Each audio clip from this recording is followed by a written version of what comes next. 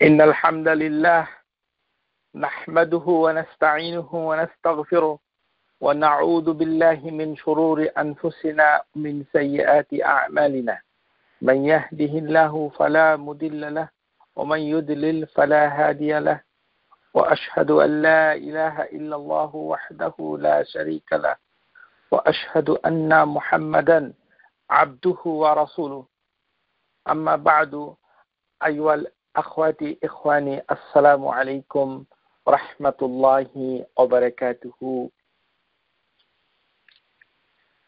আল্লাহ সুবহানাহু ওয়া তাআলার একটি বিশেষ নাম কোরআনুল কারীমে অনেকবার এসেছে এবং তারই ধারাবাহিকতায় আরো দুটো নাম। যে নামটি আমাদের কাছে বেশি পরিচিত সেটি হচ্ছে আল গাফুর, কিন্তু সেই সাথে রয়েছে গাফির এবং গাফফার। তাহলে এই যে তিনটি নাম, এই তিনটি নাম এর ভিতরে গাফির কোরআনুল কারীমে এসেছে একটি সূরায়। সেই সূরাটার নাম হচ্ছে, যে সূরা বাংলাদেশের যে মুসহাফগুলো সেখানে আছে সূরা আল মুমিন। দেখুন আরেকটি সূরা রয়েছে, ওর নাম হচ্ছে সূরা আল মুমিনুন। কিন্তু সূরা আল মুমিন যে সূরাটা, এর আরেকটি নাম রয়েছে, এই নামটি হচ্ছে সূরা আল গাফির। কিন্তু আমাদের দেশের যে মুসহাফগুলো, কোরআনুল কারীমের যে কপিগুলো ভারত, পাকিস্তান, বাংলাদেশে ছাপা হয়, সেখানে আল গাফির শব্দটা ব্যবহার করে না। কিন্তু মধ্যপ্রাচ্যে অথবা আরব বিশ্বে কোরআনের মুসহাফগুলো দেখবেন সেখানে সূরা আল মুমিন এই কথাটা নাই, সেখানে আছে আল গাফির। কেননা এই সূরা যে শুরুই হয়েছে, যে আল্লাহ সুবহানাহু ওয়া তাআলা বলেছেন শুরুতেই গাফিরিজ যাম ওয়া কাবিলিত তাওব শাদীদুল ইকাব যিল তাওল লা ইলাহা ইল্লা হুয়া ইলাইহিল মাসীর। তো আল্লাহ সুবহানাহু ওয়া তাআলা এখানে গাফির ব্যবহার করেছেন, এই একটি জায়গায় এসেছে, কিন্তু সূরাটার নাম এই শব্দটাকে কেন্দ্র করে আল গাফির, আল গাফির, আল গাফির এভাবেই লেখা হয়েছে। তাহলে আমরা গাফির একটি নাম পেলাম। আরেকটি হচ্ছে যে কোরআনুল কারীমে 91 জায়গায় আল গাফুর কথাটা এসেছে, নামটুকু এসেছে। আর কোরআনুল কারীমে 5টি জায়গায় এসেছে গাফফার। তাহলে এই তিনটি নামের সাথে যে জিনিসটা জড়িত সেটি হচ্ছে একটি মূল শব্দ, সেটি হচ্ছে গাফরু, গাইন ফা রা, গাফরু। তাহলে গাফুরু এই যে মানে কথাটা, এটি আরবি ভাষায় এর অর্থ হচ্ছে আসিত্তিরু আল তাগাতিয়াতু, তাগাতিয়া। আসিত্তিরু মানে হচ্ছে যেটা শরীরকে ঢেকে রাখে, সিত্তিরু মানে জ্যাকেট, আরবি ভাষায় জ্যাকেটকে বলা হয় সিত্তিরু। আর তাগাতিয়াতু মানে হচ্ছে যে কাভারিং। তাহলে গা ফা রা, গাফরু, এই কথাটা আসলে হচ্ছে মূল বিষয় হচ্ছে যে এটি হচ্ছে আসিত্তিরু, কোনো কিছুকে ঢেকে রাখা। আরবি ভাষায় যেমন বলা হয় গাফারা জারাহ, অর্থাৎ যে জখম, শরীরে উন্ড যেটা হয় সেটাকে ঢেকে রাখে, এটা যখন ভালো হয়ে যায়, তো ওই উন্ডের উপরে কিছু স্কার টিস্যু উনটাকে ডেকে থাকে। আপনারা লক্ষ্য করেছেন যে শরীরটা কেটে গেলে ওখানে কিছু টিস্যু উল্টা এসে পড়ে থাকে, তো ওটাকে বলা হয় গাফারা জারহ, হিলড উন, মানে এই জখমটা ভালো হয়ে গিয়েছে। তাহলে কোনো কিছুকে ঢেকে রাখা হচ্ছে গাফারা। কোনো কিছুকে মানে একটা জিনিস দিয়ে মানে আবরণ করে ফেলা, এটি হচ্ছে গাফারা, ঢেকে ফেলা। এটি হচ্ছে যে আরবি ভাষায় অনেক আগে থেকেই এই শব্দটা প্রচলিত রয়েছে। তার ভিতরে যেমন এসেছে গিফারা, এটাকে আবার মিকফারু বলা হয়। তাহলে এটার মানে হচ্ছে যে কোনো জিনিস দিয়ে যে মাথাকে যদি ডেকে রাখে, মা ইউদিউ আলা রাসি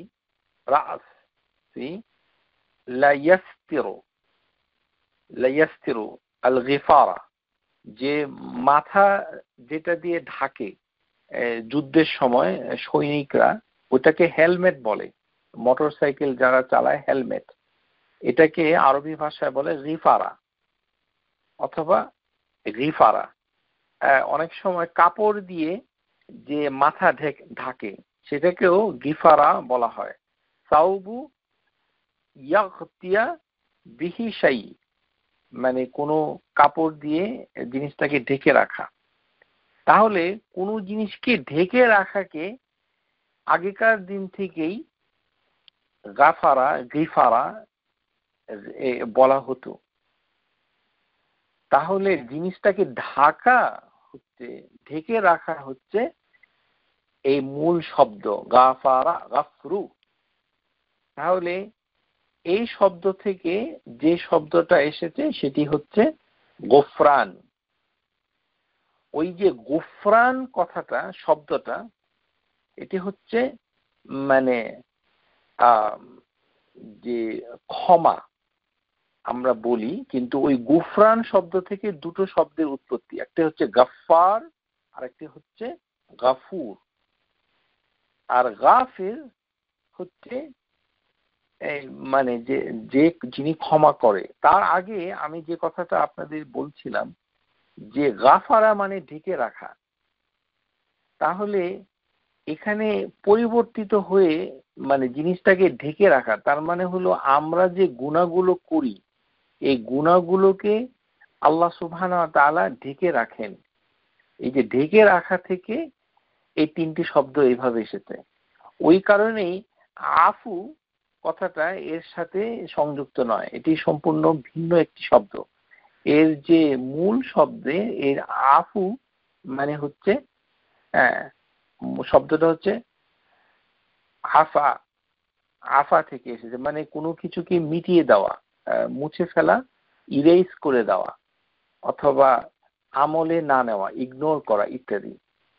তাহলে কোনো কিছুকে ঢেকে রাখা এটা আগেকার দিন থেকেই চলে এসেছিল, কিন্তু আল্লাহ সুবহানাহু ওয়া তাআলা কোরআনুল কারীমে এই শব্দটাকে এমন ব্যঞ্জনায় ব্যবহার করেছেন যে সেটা দিয়ে আল্লাহ সুবহানাহু ওয়া তাআলা বলছেন যে তোমাদের সমস্ত গুনাহগুলোকে আমি ঢেকে রাখি।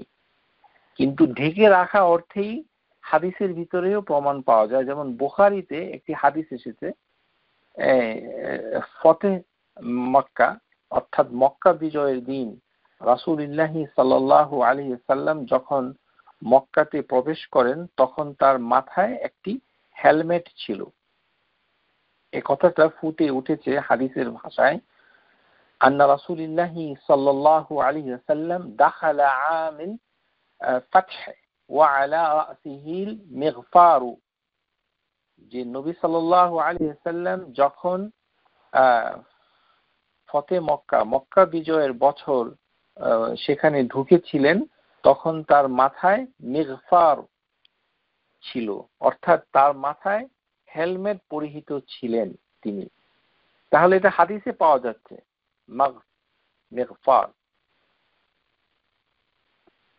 এখন আপনাদেরকে যেটা আমি বলছি সেটি হচ্ছে এই যে গাফির, এই কথাটা মানে ভার্ব হিসেবে এসেছে, কিন্তু আমি আরেকটি কথা বলেছি যে মূল শব্দের উৎপত্তির সাথে আরেকটি শব্দ জড়িত, এটিও মূল, সেটি হচ্ছে গোফরান। গোফরান মানে হচ্ছে ক্ষমা, কিন্তু এটা সংক্ষেপে ব্যবহার হয়। যেমন কোরআনুল কারীমে একটি শব্দ রয়েছে, এটি সূরা আল বাকারার একেবারে শেষে পাবেন, খুব সম্ভবত 285। সামি'না ওয়া আতানা গুফরানাক রব্বানা। গুফরানাক, ওই যে গুফরান, আপনাকে যদি প্রশ্ন করা হয় যে কোরআনুল কারীমে এমন একটা সেন্টেন্স বলেন যেখানে মানে ভার্ব নাই, ক্রিয়াপদটাকে তুলে দেওয়া হয়েছে কিন্তু সেন্টেন্স আছে। আপনারা জানেন আরবি ভাষায় ভার্ব, ক্রিয়াপদটাই হচ্ছে মূল। এমন একটা সেন্টেন্স বলেন, কুইজ আপনাদের জন্য, যে এমন একটা বাক্য কোরআনুল কারীম থেকে আপনি বলুন যেখানে ভার্ব দিয়ে, ক্রিয়াপদ দিয়ে বাক্যটা শুরু হয় নাই, কিন্তু অনুবাদের ক্ষেত্রে আমরা বলছি যে আমরা চাই ক্ষমা, অথবা আমরা চাই, এই কথাটা নাই। যেমন বিসমিল্লাহ, এখানে আশ্রয় চাই এই কথাটা, কিন্তু বিসমিল্লাহ ওই কথাটা ওইখানে নাই। মানে যে যেটা মানে আউযু বিল্লাহি মিনাশ শাইতানির রাজিমে আশ্রয় চাই, সেটি ঠিক আছে। আমি যেটা বলতে চাচ্ছি সেটা হচ্ছে বাসমালা, মানে সেখানে শুরু করেছি, আল্লাহর নামে শুরু করেছি। তো শুরু করেছি কথাটা কিন্তু উজ্জ, শুরু করেছি আরবি হবে হচ্ছে বাদাউ, যে আমরা শুরু করেছি নাবদাউ। এখানেও এই গুফরানাক রব্বানা, এই কথাটা যখন বলছে তখন কিন্তু গুফরান ওই কথার দিকে যাচ্ছে যে আমাদের পালনকর্তা, তোমার কাছে ক্ষমা চাই। তো এটার যেটা উজ্জ আছে সেটি হচ্ছে ইগফির গুফরানাক রব্বানা, মানে মাফউল মুতলাক যখন একটা কন্ডিশন হবে আরবি বাক্যে, তখন কোনো সময়ে ভার্বটাকে উজ্জ রেখে বাকি অংশটা বলা হয়। যেমন সুবহানাক, ইয়া আল্লাহ, যদি আমরা বলতে চাই সুবহানাক, এর আগে কিন্তু আসবিহু সুবহানাক কথাটা আছে, কিন্তু আসবিহু কথাটা আমরা বলছি না। বুঝতে পেরেছেন? সুবহানাক দিয়ে যখন সেন্টেন্সটা শুরু হয়, আসবিহু, মানে আমরা তাসবিহ পাঠ করছি আমাদের পালনকর্তার। এই কারণে যখন আমরা বলি গুফরানাক, তখন মানে হচ্ছে আমরা বলছি যে ক্ষমা চাই হে আমাদের পালনকর্তা। অর্থাৎ আমাদের পালনকর্তা, আপনি আমার ভুল ত্রুটিগুলো ঢেকে রাখেন।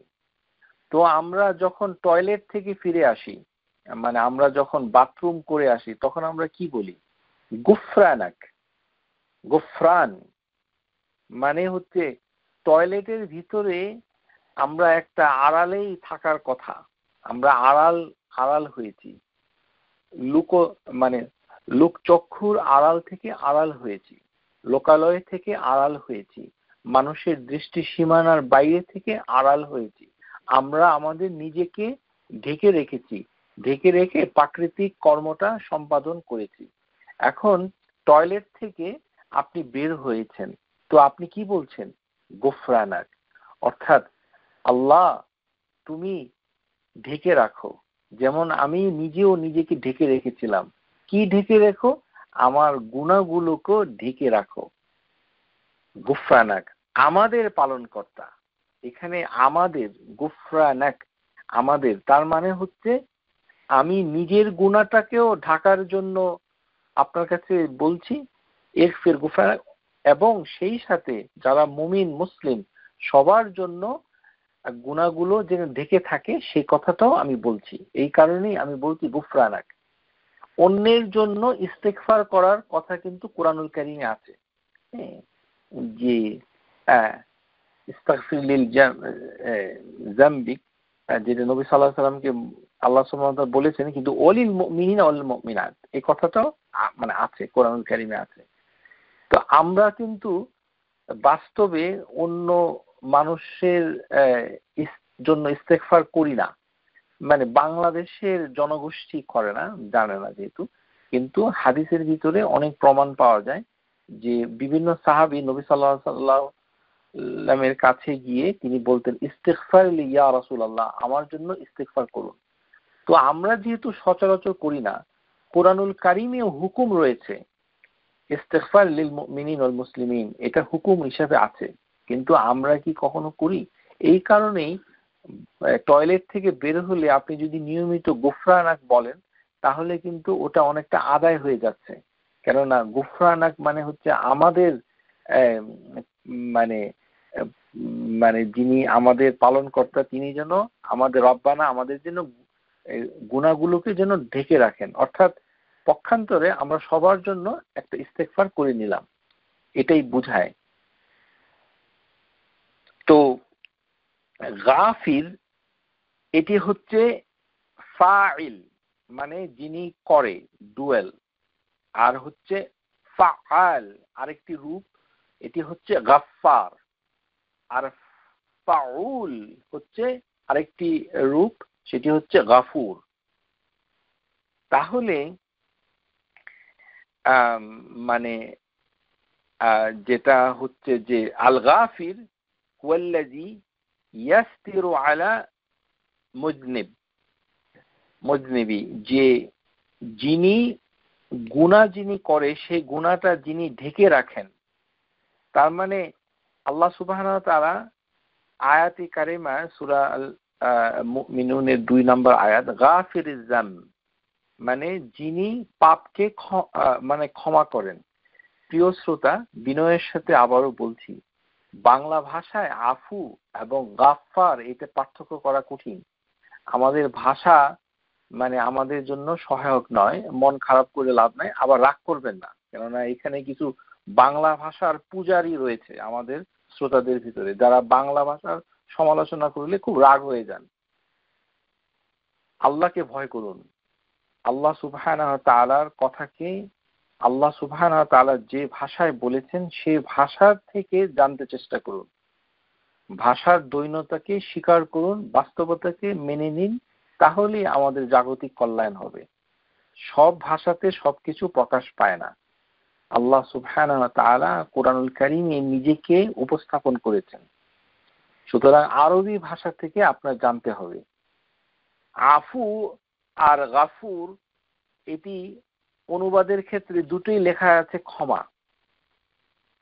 একটি হচ্ছে যেটা আমি ব্যাখ্যা করলাম যে ঢেকে দেওয়া, আর আরেকটি হচ্ছে মাহু, মানে মুছে ফেলা। তো ঢেকে দেওয়ার মুছা ফেলা কি এক?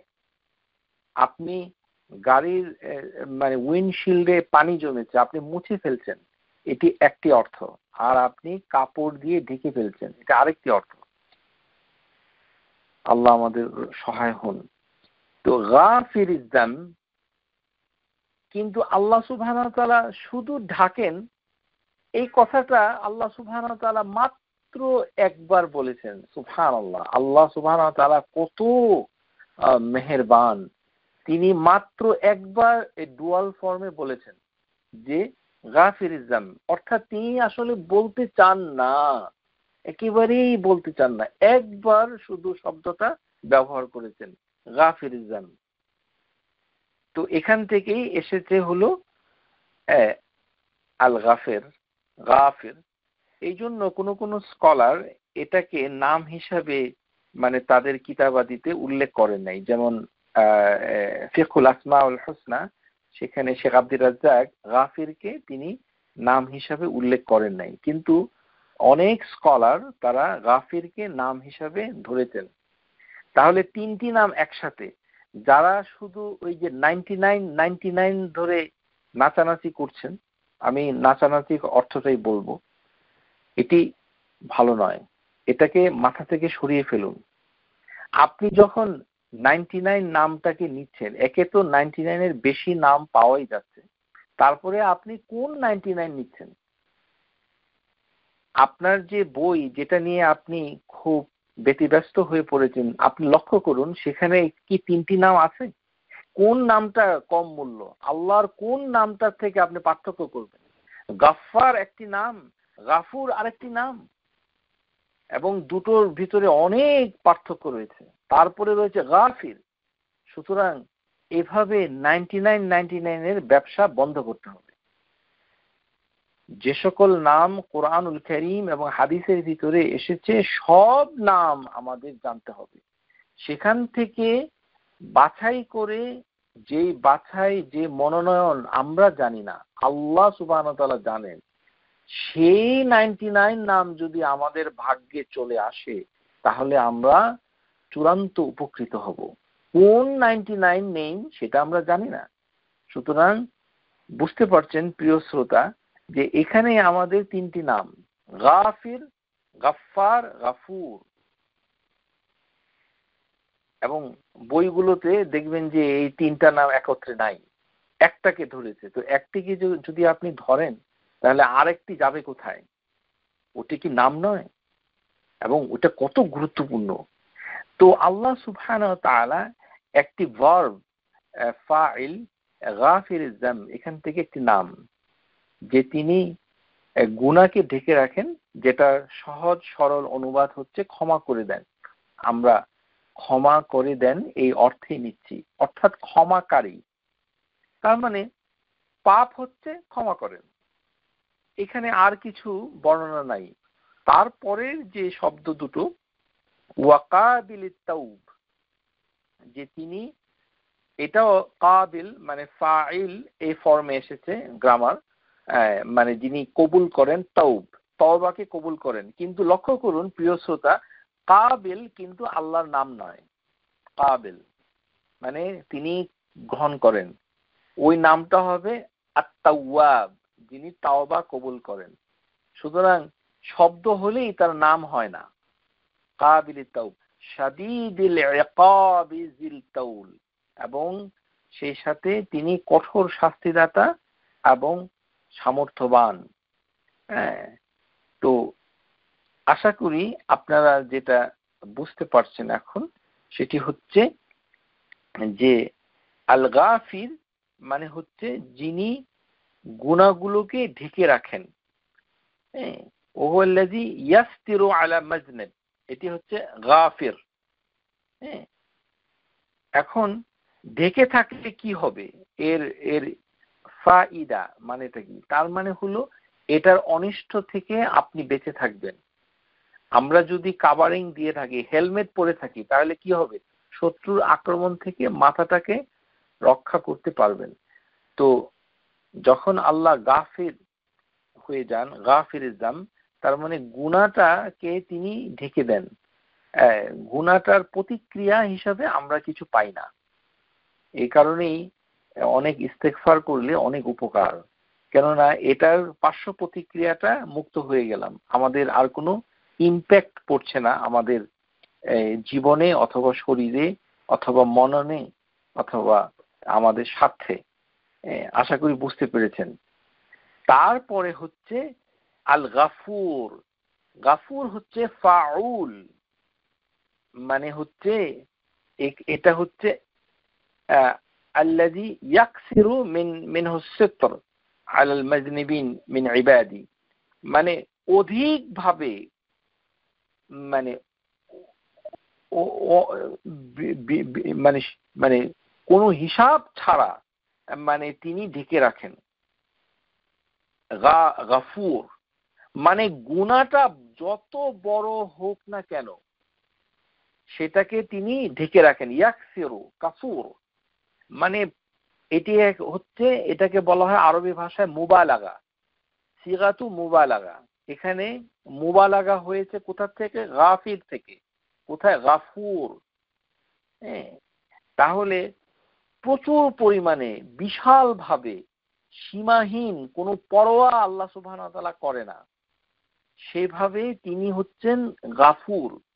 গুনাহটা যত বড়ই হোক না কেন সেটাকে তিনি বিশাল বিশাল ভাবে ঢেকে রাখেন। তার মানে এটি হচ্ছে একটি মুবালাগা। এখান থেকেই মাগফিরা এসেছে। মাগফুর, মাগফিরাত মিনাল্লাহি তাআলা, সিতরু লিযুনুব, যে গুনাহগুলোকে আল্লাহ ঢেকে রাখেন। ওয়া আফুহু আনহা বিফাদলিহি ওয়া রাহমাতিহি, এবং তিনি মুছে ফেলেন তার রহমতে এবং তার মানে ফজলে।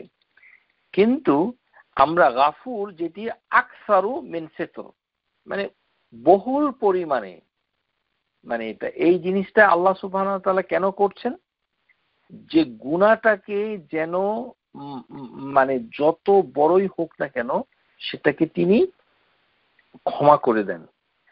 আর আল গাফফার এটি হচ্ছে আবলাগু মিন গাফুর, মানে গাফুর থেকে আরো বেশি মুবালাগা হচ্ছে আল গাফফার, অর্থাৎ ইস্তিমরার হচ্ছে কাসুরা, মানে এখানে বারবার গুনাহ করা হচ্ছে আবার ক্ষমা করছেন, গুনাহ করা হচ্ছে আবার ক্ষমা করছেন, ইস্তিমরার, তাকরার হয়ে যেতে, মানে বারবার গুনাহ করছেন, বারবার। আল্লাহ সুবহানাহু ওয়া তাআলা আজকে ক্ষমা করছেন, আগামীকালকেও ক্ষমা করবেন, পরশুও ক্ষমা করেছিলেন, তরশু, এভাবে অনন্তকাল ধরে আমরা যত গুনাহ করছি এগুলো মানে তিনি ক্ষমা করছেন, কন্টিনিউয়াস করছেন, লাওয়াজিম, অবিরত করছেন, মানে এটার কোনো মানে শেষ নাই। তাহলে এই যে গাফফার আর গাফুর, এই দুটো শব্দ এসেছে গুফরান থেকে, মানে ক্ষমা। যেমন রহমান রহিম, এই দুটো শব্দর মূল শব্দ কি? রাহমা। রাহমা ওখান থেকে এসেছে, রাহমা মার্সি, মানে দয়া, কিন্তু ওখান থেকে দুটো নাম এসেছে, একটি হচ্ছে রহিম, আরেকটি হচ্ছে রহমান, যেটি রহমতে টইটুম্বুর, আর খালি নেই। আর হচ্ছে রহিম, এগুলো আমরা রহমান এবং রহিমের যে বক্তৃতা দিয়েছি সেখানে আপনারা দেখে নেবেন, শুনে নেবেন ইনশাআল্লাহ।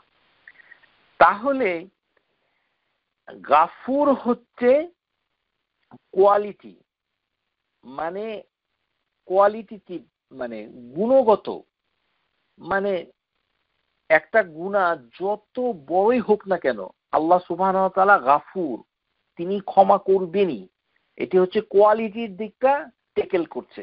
আর গাফফার হচ্ছে কোয়ান্টিটি, মানে যত পরিমাণ হোক না কেন বারবার আজকে আবার আবার আবার আবার গুনাহ হচ্ছে, গাফফার। আল্লাহ হচ্ছেন গাফফার। আল্লাহ সুবহানাহু ওয়া তাআলা কোন নামটাকে তিনি বেশি বর্ণনা করেছেন? গাফুর। তাহলে গাফফার এবং গাফুর, এই একটি হচ্ছে গাফফার হচ্ছে কন্টিনিউয়াস, বারবার চলছে চলছে চলছে, আল্লাহ সুবহানাহু ওয়া তাআলা মানে তিনি ক্ষমা করেই চলছেন। তাহলে এটি হচ্ছে মোস্ট ইন্টেন্স এমফেটিক ফর্ম, আবলাগু মুবালাগা মিনাল গাফুর, গাফুর থেকেও বেশি মুবালাগা হয়েছে, আবলাগু হয়েছে। তাহলে এগুলো কি এক? এগুলোর থেকে আফু একেবারেই আলাদা। আমরা আগামী ক্লাসে ইনশাআল্লাহ তাআলা আফু আলোচনা করব। তো গাফফার হচ্ছে বারবার যিনি ক্ষমা করেন, আর গাফুর হচ্ছে যিনি যত বড়ই গুনাহ হোক না কেন সেটাকে তিনি ক্ষমা করেন। এই কারণেই আল্লাহ সুবহানাহু ওয়া তাআলা একটি আয়াতুল কারিমা, আমরা আগেই বলে নিচ্ছি যে গাফুর 91, প্রায় 191 জায়গায় এই আল গাফুর আল্লাহ সুবহানাহু ওয়া তাআলা বর্ণনা করেছেন। গুনাহ সেটা যত বড়ই হোক না কেন, আমরা একটি যে আল্লাহ রহমত থেকে নিরাশ হইও না, এই যে আয়াত সূরা জুমারে এসেছে, এই আয়াতটার হাদিস এর দলিল হিসাবে যেটি ইবনে আব্বাস বর্ণনা করেছেন যে আন্না নাসান মিন আহলি শিরকে কাতালু ফাআকসারু ওয়াজানাউ ফাআকসারু, যে কিছু লোক যারা অতীতে শিরিক করত এবং তারা মানুষকে হত্যা করত, খুন করত এবং তারা জিনা করত। তিনটি বিশাল বিশাল পাপ যারা করত তাদের কথা ইবনে আব্বাস বলছেন। তারা শিরিক করত, তারা মানুষ খুন করত, খুনি, আর তারা ব্যভিচারী, তারা জিনা করত। এই তিনটি এত জঘন্য পাপ যারা করত, তারা একবার নবী সাল্লাল্লাহু আলাইহি সাল্লামের কাছে আসলো। সুম্মা আতা মুহাম্মাদান সাল্লাল্লাহু আলাইহি সাল্লাম ফাকুল ইন্নাল্লাযীনা তাকুলু তাদউ লাহাসানুন, যে যে যে আপনি যে এগুলো বলছেন, আপনি কি মানে ভালোর দিকে ডাকছেন আমাদেরকে, মানে আমাদের কি তাতে ভালো হবে কিনা। মানে তারা ভয় পাচ্ছিল যে ইসলামের যে দাওয়াত, এই দাওয়াতে এই গুনাহগুলোর ক্ষমা হবে কিনা। তখন আল্লাহ রাসূল সাল্লাল্লাহু আলাইহি সাল্লামকে তারা আরো বলেছিল, ওয়ালাউ তুখবিরুনা আন্না লিমা আমিলনা কাফফারা, যে আমরা কি গুনাহসমূহের কোনো কাফফারা দিতে পারবো। ফানাজালা, তখন আয়াত নাজিল হলো, ওয়াল্লাযীনা লা ইয়াদউনা মা'আল্লাহি ইলাহান আখারা ওয়ালা ইয়াকতুলুনা আন-নাফসা আল্লাতী হারামাল্লাহু ইল্লা বিল হাক্কি ওয়ালা ইয়াজনুন ওয়া মান ইয়াফআল যালিক ইয়ালকা আসামান। সূরা আল ফুরকান। যে যারা আল্লাহ ছাড়া অন্য ইলাহাকে মানে কাছে চাচ্ছে, উপাসনা করছে এবং মানে মানুষদেরকে হত্যা করছে অবৈধভাবে এবং তারা জিনা করছে, তাদের জন্য রয়েছে কি শাস্তি, তারা শাস্তি পাবে। হ্যাঁ, যালিকা ইয়ালকা আসামান। সূরা আল ফুরকানের আয়াতটুকু নাজিল হওয়ার সাথে সাথেই ওয়া নাজালা, আল্লাহ সুবহানাহু ওয়া তাআলা সেই বিখ্যাত আয়াত, যেটা আমরা সবচেয়ে কোরআনের ভিতরে সবচেয়ে আয়াতুল আরজা, যে আয়াতের মাধ্যমে আমরা সবাই আশা দেখি, সেটা কি, কুল ইয়া ইবাদি আল্লাযীনা আসরাফু আলা আনফুসিহিম লা তাকনাতু মির রাহমাতিল্লাহ ইন্নাল্লাহা ইয়াগফিরুয যুনুবা জামিআ ইন্নাহু হুয়াল গাফুরুর রাহিম। যে আপনি বলুন, হে আমার বান্দা, যে তোমরা নিরাশ হইও না যারা নিজেদের উপরে জুলুম করেছো, হ্যাঁ, আসরাফু অবিচার করেছো, লা তাকনাতু মির রাহমাতিল্লাহ, আল্লাহর রহমত থেকে নিরাশ হইও না, আল্লাহ তোমাদের গুনাহগুলোকে ঢেকে দিবেন, সবার গুনাহগুলোকে, ইন্নাহু ওয়াল গাফুরুর রাহিম। তাহলে এই হাদিসের এই আয়াতের কথাটা এসেছে যে তখন এই আয়াতটা নাজিল হয়। তাহলে একটা ইঙ্গিত কিন্তু পাওয়া যাচ্ছে যে যত বড় গুনাহ হোক না কেন, এই হাদিসের ভিতরে এর তিনটি গুনার কথা বলেছে, যে আহলুশ শিরক কাতালু ফাআকসারু ওয়া জানু ফাআকসারু, জিনা করা, মানুষ হত্যা করা এবং আল্লাহর সাথে শিরিক করা, সবগুলোকে আল্লাহ সুবহানাহু ওয়া তাআলা ক্ষমা করে দেবেন। এই জন্য কোয়ালিটি মানে গুণগত মান হচ্ছে আল গাফুর, তার মানে ক্ষমা তিনি করবেনই। আল্লাহ সুবহানাহু ওয়া তাআলা এই যে ক্ষমা করবেন, এটা অন্য আরেকটা হাদিসে এসেছে। যে এটা তো হলো যে হাদিসটা আমি আপনাদেরকে মুসলিম থেকে শোনালাম, সেটি হচ্ছে ইসলাম গ্রহণ পূর্বে মানে যারা এসেছিল তাদের ক্ষেত্রে এটি হাদিস। বুঝতে পেরেছেন? আবার এখান থেকে আবার ভুল বুঝবেন না। আমার বক্তৃতা অনেকে অল্প একটু শুনে তারপরে আমার নামে মিথ্যা কথা বলেন, এটি অত্যন্ত জঘন্য। মনোযোগ দিয়ে যদি না শুনেন, শুনবেন না। আর যদি শুনতে চান মনোযোগ দিয়ে শুনুন, বোঝার চেষ্টা করুন। জিনিসগুলো মানে ঠাকুরমার ঝুলির কোনো কিচ্ছা কাহিনী নয়। এটি অত্যন্ত গুরুত্বপূর্ণ কিছু খবর, তথ্য এবং কিছু ব্যাখ্যা বুঝতে হবে। না বুঝে মন্তব্য করাটা ঠিক নয়। যে প্রথম হাদিসটাতে যেই 3 ধরনের লোকের কথা বলার পরে আল্লাহ সুবহানাহু ওয়া তাআলা যেই আয়াত নাযিল করেছিলেন, সেটি হচ্ছে যে ইসলাম গ্রহণের পূর্বে যেই 3টি মানে বড় গুনাহ তারা করত, সেটাকে আল্লাহ ক্ষমা করে দিবেন। কারণ আল্লাহ সুবহানাহু ওয়া তাআলা নিজেকে এই আয়াতে কারিমায় পরিচয় দিয়েছেন আল গাফুর। হাদিসের ভিতরে পাওয়া যায় যে যারা মুমিন মুসলিম তাদেরকেও আল্লাহ ক্ষমা করবেন। সুবহানাল্লাহ। এরকম একটা হাদিস বুখারীতে এসেছে, কিতাবুর রিকাক, হাদিস নাম্বার 6443। এই হাদিসটা অত্যন্ত চমকপ্রদ। আমি আপনাদের সাথে এটি মানে শেয়ার করতে চাচ্ছি। খুবই সুন্দর একটি হাদিস। যদি কোনোদিন মনে রাখতে পারেন মানুষকে বলবেন, এটি খুবই ভালো। এক চাঁদনি রাতে নবী সাল্লাল্লাহু আলাইহি সাল্লাম একাকী হাঁটছিলেন। এই কথাটা কে বলেছেন? আন আবি যার রাদিয়াল্লাহু আনহু। সেই চাঁদনি রাতের চন্দ্রিমা তখন নবী সাল্লাল্লাহু আলাইহি সাল্লাম মানে হাঁটছেন। খারাজতু লাইলাতান মিনাল লাইলি ফাইযা রাসূলুল্লাহি সাল্লাল্লাহু আলাইহি সাল্লাম ইয়ামশি ওয়াহদাহু ওয়া লাইসা মাআহু ইনসান। তার সাথে কেউ ছিল না, কোথাও কেউ নেই, শুধু রাসূলুল্লাহ সাল্লাল্লাহু আলাইহি সাল্লাম চাঁদনি রাতে হাঁটছেন। দৃশ্যটা একটু কল্পনা করুন, কত রোমান্টিক এবং কত ভালো। এবং সেই রাতে নবী সাল্লাল্লাহু আলাইহি সাল্লাম হাঁটছেন। আবি যর তিনি চিন্তা করলেন যে ফাজানান্তু আন্নাহু ইয়াকরাহু আন ইয়ামশি মাআহু আহাদুন। তো আমার মনে হলো যে কেউ যদি নবী সাল্লাল্লাহু আলাইহি সাল্লামের সাথে হাঁটে, তাহলে উনি হয়তো একটু বিরক্ত হবেন, অপছন্দ করবেন। চিন্তা করুন, আবি যর কত সেনসিটিভ। সুবহানাল্লাহ। আবি যর রাদিয়াল্লাহু আনহু তিনি ডিস্টার্ব করতে চাচ্ছিলেন না। তো উনি কি করলেন? আড়ালে সাথে সাথে হাঁটছেন, কিন্তু আড়ালে আর কেউ নাই। ফাজআলতু আমশি ফি জিল্লিল কামারি, মানে ছায়াতে তিনি হাঁটছেন। তো তিনি তো হাঁটছেন, তো হঠাৎ করে নবী সাল্লাল্লাহু আলাইহি সাল্লাম তিনি টের পেয়ে গেলেন। তিনি বললেন, কে ওখানে? মান হাজা?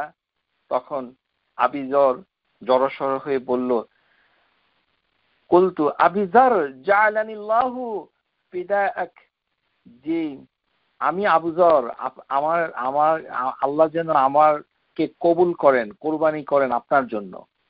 তখন নবী সাল্লাল্লাহু আলাইহি সাল্লাম স্নেহে পরশে আবি যরকে ডাকলেন, ইয়া আবা যর তাআল, এই আবি যর এদিকে আসো।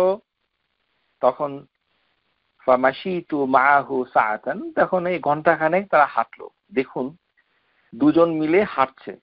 তো নবী সাল্লাল্লাহু আলাইহি সাল্লাম হাঁটতে হাঁটতে একবার বললেন কি, যে আবু যর তুমি এক কাজ করো, ইজলিস হা হুনা, এখানে বসে থাকো।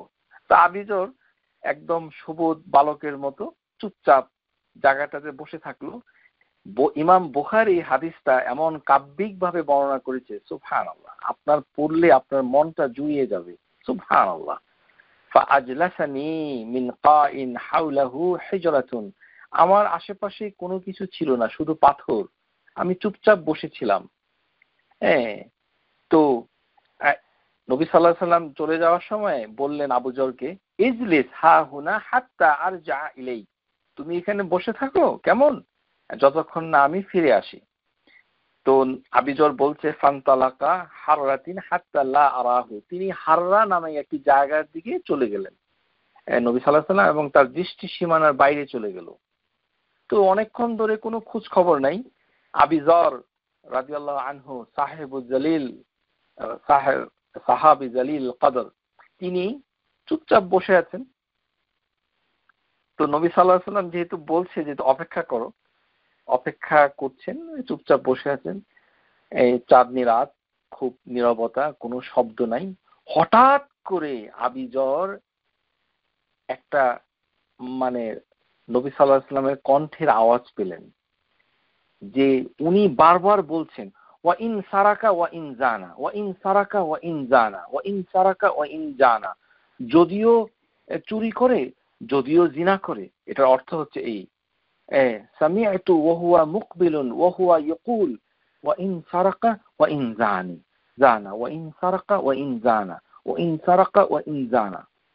মানে এটা কি? নবী সাল্লাল্লাহু আলাইহি সাল্লাম এই কথা কেন বারবার বলছেন? যদিও তারা চুরি করে, কারণ চুরি করলে তো মহাপাপ, মানে ইসলামী আইনে কঠোর দণ্ড রয়েছে, সবাই জানেন। তারপরে হয়েছে যদি জিনা করে তাহলে তো আরো মানে মানে অনেক গুরুদণ্ড, মানে শাস্তি। আর নবী সাল্লাল্লাহু আলাইহি সাল্লাম এই কথাটাই বারবার বলে ওয়া ইন সারাকা ওয়া ইন জানা ফালাম্মা জাআ লাম আসবারু হাত্তা কুলতু ইয়া নবী আল্লাহ জাআলানিল্লাহি ফিদাআক, হে নবী আল্লাহ, আমার জন্য আল্লাহ যেন আপনাকে কুরবানি করেন। আপনি একা একা কাকে কি বলছেন? মানে অনেকটা মানে মানসিক রোগীর মতো হেলুসিনেশন, যে নবী সাল্লাল্লাহু আলাইহি সাল্লামের কি হলো, তিনি এই কথাটা কেন বারবার বলছেন? কোন লোকজন তো আমি দেখি না। এত ইন্টারেস্টিং, সুবহানাল্লাহ এই হাদিসটা, ওয়া ইন সারাকা ওয়া ইন জানা। তো আবিজর বলল যে আপনি কি হাররার মানে ওই এলাকাতে কোনো কথা বলছেন? মান তুকাল্লিমু মিন জানিবিল হাররা, আপনি কি ওই এলাকায় কারোর সাথে কথা বলছেন? আপনি তো অন্য জায়গায় চলে আসছেন, এখানে তো কোনো লোক নাই, তো আপনি বারবার এই কথাটা কেন বলছেন? কি কথা? যদিও চুরি করে, যদিও জিনা করে, যদিও চুরি করে, যদিও জিনা করে। মানুষের ভিতরে সবচেয়ে জঘন্য দুটি পাপ, এই পাপটুকু বলছে নবী সাল্লাল্লাহু আলাইহি সাল্লাম অবাক হয়ে গেছেন। তিনি আশ্চর্য হয়ে, মানে যেন তার মানসিক বিভ্রম ঘটেছে, তার যেন হ্যালুসিনেশন হয়েছে, মানে তিনি বুঝতে পারছেন না আমি কি শুনলাম। এই কথাটা বারবার তিনি বলতেছিলেন, যদিও তারা চুরি করে, যদিও সে জিনা করে। তখন নবী সাল্লাল্লাহু আলাইহি সাল্লাম আবিজরের কথার উত্তর দিয়ে বললেন, যালিকা জিবরিলু আরাদালি ফি জানিবিল হিররা, হিররার প্রান্তরে জিব্রাইল এসেছিল আমার কাছে, এবং সে এসে কি বলল তুমি জানো? বাশশির উম্মাতাক, হে নবী সাল্লাল্লাহু আলাইহি সাল্লাম, আপনার উম্মতকে সুসংবাদ দিন, আন্নাহু মান মাতা লা ইউশরিক বিল্লাহি শাইআ দাখালাল জান্নাহ, যে শিরিক করবে না এবং এভাবেই যে মারা যাবে সে জান্নাতে যাবে। তখন আমি বলেছিলাম, রাসূলুল্লাহ সাল্লাল্লাহু আলাইহি ওয়াসাল্লাম বলছেন, ইয়া জিবরিলু ইন সারাকা ওয়া ইন জানা, যদি তারা চুরি করে অথবা জিনা করে। জিব্রাইল উত্তর দিয়েছিল নাম, তারপরেও সে জান্নাতে যাবে। আবার নবী সাল্লাল্লাহু আলাইহি ওয়াসাল্লাম একই কথা জিজ্ঞাসা করেছেন, আবার একই কথা জিজ্ঞাসা করে ইন সারাকা ওয়া ইন জানা, বারবার জিব্রাইল একই উত্তর দিয়েছে, যদিও চুরি করে, যদিও জিনা করে, তবুও সে জান্নাতে চলে যাবে। এবং কোন কোন হাদিসে মানে বুখারীর কোন কোন রিওয়ায়াতে পাওয়া যায় যে আরেকটা কথা ছিল ওয়া ইন শারাবা খামার, যদি সে মদ পান করে, তাহলে তিনটা বড় বড় গুনাহ সেগুলি থাকা সত্ত্বেও সে জান্নাতে চলে যেতে পারবে যদি সে শিরিক না করে। এই হচ্ছে মুমিনদের কথা, মুমিন মুসলমানদের কথা। তাহলে শিরিকি হচ্ছে আমাদের ফাউন্ডেশন, যে শিরিক থেকে বাঁচতে হলে তাওহীদে আপনাকে রূপান্তর করতে হবে, তাহলেই চির সফলতা, ফাউজুন আযীম, মহান সফলতা, যে সফলতা হচ্ছে আগুন থেকে বেঁচে যাওয়া। তাহলে ইভেন শিরিকটাকেও আল্লাহ সুবহানাহু ওয়া তাআলা ক্ষমা করবেন যদি আপনি তওবা করেন এবং শিরিক থেকে দূরে থাকেন। তাহলে তওবার যে শর্তগুলো আছে সেই শর্তগুলো মানলে আল্লাহ সুবহানাহু ওয়া তাআলা এটাকেও ক্ষমা করে দিবেন। এই কারণে হচ্ছে যত বড় গুনাহই হোক না কেন, আল্লাহ সুবহানাহু ওয়া তাআলা নিজেকে আল গাফুর হিসেবে তিনি পরিচয় দিয়েছেন। আমরা এখানে এর প্রমাণ পেয়ে গেলাম। তাহলে আল্লাহ সুবহানাহু ওয়া তাআলা মানে এই যে পরিমাণে আমিন আল্লাহ সুবহানাহু ওয়া তাআলা যদি ক্ষমা না করেন তাহলে কে ক্ষমা করবে? ওমাই ইয়াগফিরুয যুনুবা ইল্লাল্লাহ ওয়াল্লাযী ইযা ফাআলু ফাহিশাতান আও যালামু আনফুসাহুম, যারা ফাহিশা করেছে, নিজেদের উপর জুলুম করেছে। আল্লাহ সুবহানাহু ওয়া তাআলা গুনার কথাগুলো যখনই আল্লাহ বলেছেন কোরআনুল কারীমে সবসময় বলেছেন যে গুনাহ হচ্ছে এক ধরনের জুলম আর শিরিক হচ্ছে জুলমুন আযীম। তো স্কলাররা যেটা বলেন যে মানুষের তিনটি রূপ, একটি হচ্ছে মানুষ নিজেদের উপরে জুলুম করে, যেমন আল্লাহ বলছেন ওয়ামান ইয়াফআল যালিক ফাকাদ যালামা নাফসাহু, সে নিজের উপরে জুলুম করে। সূরা কাহফের ভিতরে ওই যে বাগানে ঢুকেছিল যেই লোকটি, দুইটি লোকের কাহিনী আছে না, আপনারা জানেন সূরা আল কাহফে, যে তারা পরস্পরের সাথে নিজেদের বাগান নিয়ে গর্ব করছিল। তো যিনি মানে হতভাগা, ওয়া দাখালা জান্নাতাহু ওয়া হুয়া যালিমুন লিনাফসি, আল্লাহ বলছেন যে সে তার বাগানে প্রবেশ করলো কিন্তু সে নিজের উপরে জুলুম করলো, অর্থাৎ গুনাহ করলো। তাহলে একটি রূপ পাচ্ছি কি জালিম, এর সাথে মিল আছে কোথায়? ফাইল, এখান থেকে এসেছে। আরেকটি হচ্ছে যে মানুষ সবাই হচ্ছে জালুমুন কাফফার, ইন্নাল ইনসানা লাযালুমুন কাফফার, নিশ্চয়ই মানুষ হচ্ছে জুলুমকারী, অতীব জুলুমকারী, জালুমুন কাফফার, এবং তারা অস্বীকার করে নিয়ামতকে। তাহলে আমরা দুটো জিনিস পেয়ে গেলাম, একটি কি জালুমুন, মানুষ জালুমুন হতে পারে, আরেকটা কি হচ্ছে জালিম হতে পারে। আর মানুষ এই যে জালিমা, এটা কিন্তু মানুষ বারবার করে। যদিও কোরআনের ভাষায় জাল্লাম কথাটা নাই, কিন্তু মানুষ তো সারা জীবন জুলুম করেই চলছে, অর্থাৎ শাব্দিকভাবে দাঁড়ায় যে সে আসলে জাল্লামও করছে, বারবার জুলুম করছে, তার মানে জাল্লাম। তাহলে তিনটি শব্দকে মানুষের যদি গুণ হিসাবে আমরা ধরি, একটি হচ্ছে জালেম, আরেকটি হচ্ছে জালুম, আরেকটি হচ্ছে জাল্লাম। আর আল্লাহ সুবহানাহু ওয়া তাআলা কিন্তু জাল্লামের থেকে মা ইয়াতাসিফুন ওয়া আন্না লাইসা বিযাল্লামিল লিল আবিদ, আল্লাহ সুবহানাহু ওয়া তাআলা বান্দার উপরে কখনোই মানে জাল্লাম হন না, কিন্তু বান্দা জাল্লাম হয়, কিন্তু আল্লাহ সুবহানাহু ওয়া তাআলা হন না। স্কলাররা বলেন যে এই যে তিনটি নাম, মানুষের তিনটি রূপ, জালিম, জাল্লাম, জালুমুন, এর বিপরীতে আল্লাহ সুবহানাহু ওয়া তাআলা নিজেকে প্রকাশ করেছেন কিভাবে? গাফির, গাফফার, গাফুর। মানুষ যখন জালিম, আল্লাহ হয়ে যান তখন গাফির। মানুষ যখন হয়ে যায় জাল্লাম, আল্লাহ সুবহানাহু ওয়া তাআলা হয়ে যায় গাফফার। মানুষ যখন হয়ে যায় জালুমুন, আল্লাহ সুবহানাহু ওয়া তাআলা হয়ে যায় গাফুরুন। আশা করি বুঝতে পেরেছেন। আল্লাহ সুবহানাহু ওয়া তাআলা এই যে মানে লাগাফার, এই যে বারবার যে ক্ষমা করেন, এটি 5টি জায়গায় এসেছে, 5টি আয়াতে। এর সর্বপ্রথম যে আয়াত, ওয়া ইন্নী লাগাফারুন লিমান তাবা ওয়া আমানা ওয়া আমিলা সালিহান সুম্মা ইহতাদা, সূরা তাহা আয়াত নাম্বার 20। এই আয়াতটুকু অধিকাংশ স্কলার এই আয়াতটুকুকে প্রথমে উল্লেখ করেন। এই আয়াতে কারিমায় আল্লাহ সুবহানাহু ওয়া তাআলা নিজের পরিচয় দিচ্ছেন যে তিনি বারবার ক্ষমা করবেন, ওয়া ইন্নী লাগাফফারুন, কিন্তু কার জন্য করবেন? ও শুধু ইস্তেগফার করে বারবার হবে কি এরকম কোনো গ্যারান্টি নাই।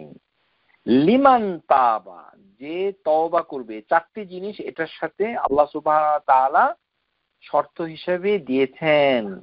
লিমান তাবা, যে তওবা করবে, ওয়া আমানা, এবং আল্লাহ সুবহানাহু ওয়া তাআলার উপরে ঈমান আনবে, এবং রাসূলুল্লাহ সাল্লাল্লাহু আলাইহি ওয়াসাল্লামের হাদিসের উপরে ঈমান আনবে, এবং আল্লাহ সুবহানাহু ওয়া তাআলা যে তাকে বারবার ক্ষমা করবেন সেটার উপরেও সে ঈমান আনতে হবে। কেননা এটি হচ্ছে কোন কোন রূপ, আপনাদেরকে কি বলেছি লিখে রেখেছেন? এটি হচ্ছে কোয়ান্টিটি, একটি হচ্ছে কোয়ালিটি, এটি হচ্ছে গাফুর, আর গাফফার হচ্ছে কোয়ান্টিটি। মানে পাপ যত বেশি হোক না কেন বারবার সেটা আল্লাহ সুবহানাহু ওয়া তাআলা ক্ষমা করেন, যত বেশি হোক না কেন। আল্লাহ সুবহানাহু ওয়া তাআলা হাদিসে কুদসির ভিতরে বলেন, قال الله تبارك وتعالى يا ابن آدم إنك ما دعوتني ورجوتني غفرت لك على ما كان فيك ولا أبالي। যে আল্লাহ বলেন, হে আদম সন্তান, যতক্ষণ তুমি আমাকে ডাকবে, আমার হতে ক্ষমা পাওয়ার আশা করবে, ঈমান আনতে হবে, আল্লাহ যে ক্ষমা করেন সেরকম আশা থাকতে হবে।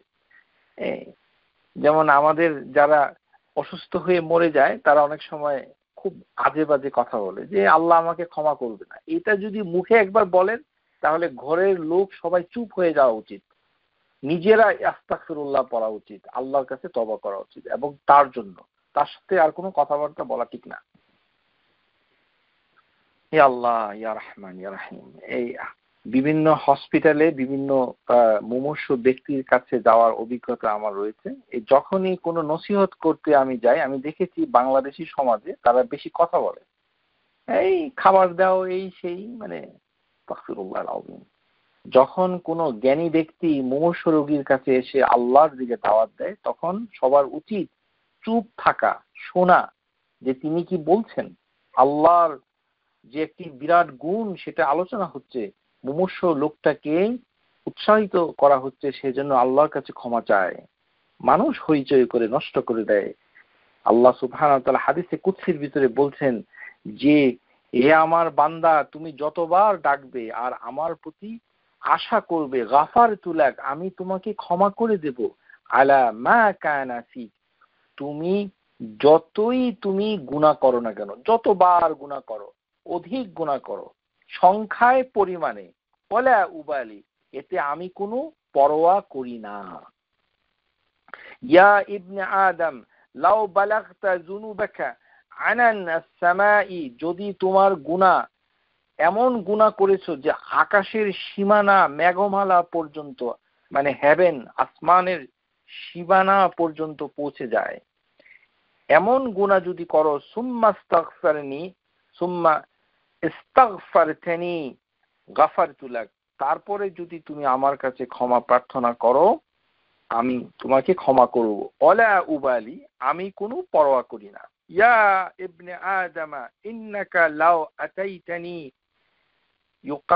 ইউকারিবিল আরদি খাতায়ায়া সুম্মা লাকিতানি লা তুশরিক বি শাইআ লা আতাইতুক বিকুরাবাহি মাগফিরাতান। হে আদম সন্তান, কুরাবিহা মাগফিরাতান, হে আদম সন্তান, তুমি যদি পুরো পৃথিবী গুনাহ করে ভরে ফেলো, অথবা এত বড় গুনাহ যে পৃথিবী ভরে গেছে, আর আল্লাহ সুবহানাহু ওয়া তাআলার সাথে আমার সাথে যদি শরীক না করো, তাহলে তুমি আমার কাছে আসো, আমি পৃথিবী ভর্তি গুনাহ ক্ষমা নিয়ে হাজির হব। যে পরিমাণ গুনাহ সেই পরিমাণ হচ্ছে আমার ক্ষমা। লা আতাইতুক বিকুরাবিহা মাগফিরাতান, মানে যত পরিমাণ গুনাহ হবে তত পরিমাণ মাগফিরা আল্লাহ সুবহানাহু ওয়া তাআলা নিয়ে আসবে। এই হাদিসটাকে যারা হাদিস চর্চা করেন তাদেরকে বলছে, এই হাদিসটাকে বলা হয় আল হাদিসুল আরজা। হাদিসুল আরজা মানে আশার হাদিস। রাসূলুল্লাহ সাল্লাল্লাহু আলাইহি ওয়াসাল্লামের যত হাদিস এসেছে এই হাদিসটাতে হচ্ছে সবচেয়ে বেশি আশা যে মানুষ যদি একবার মানে মানে ক্ষমা চায় এবং আল্লাহ সুবহানাহু ওয়া তাআলার কাছে ক্ষমা যিনি করবেন সেরকম সে আশা করে আল্লাহকে ডাকে, যত বড় গুনাহ হোক সেগুলোকে আল্লাহ সুবহানাহু ওয়া তাআলা ক্ষমা করে দেন। তাহলে এটি হচ্ছে যত বড় গুনাহ হোক, এটি সংখ্যায় হোক আর পরিমাণেই হোক। আর সংখ্যায় যদি হয়, যেটি আমরা অন্য ক্লাসে বারবার আলোচনা করেছি, যে ক্বালা আযনাবা আবদুক যানবান, যে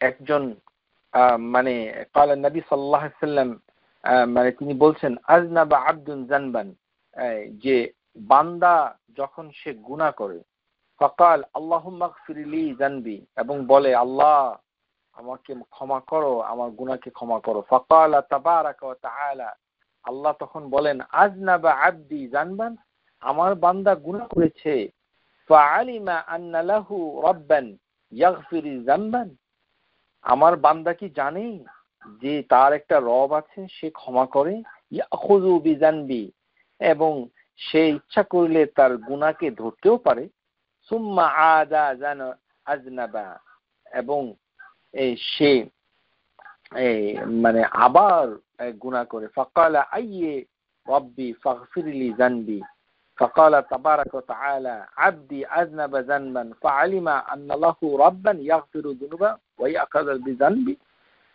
সুম্মা আদা আযনাবা।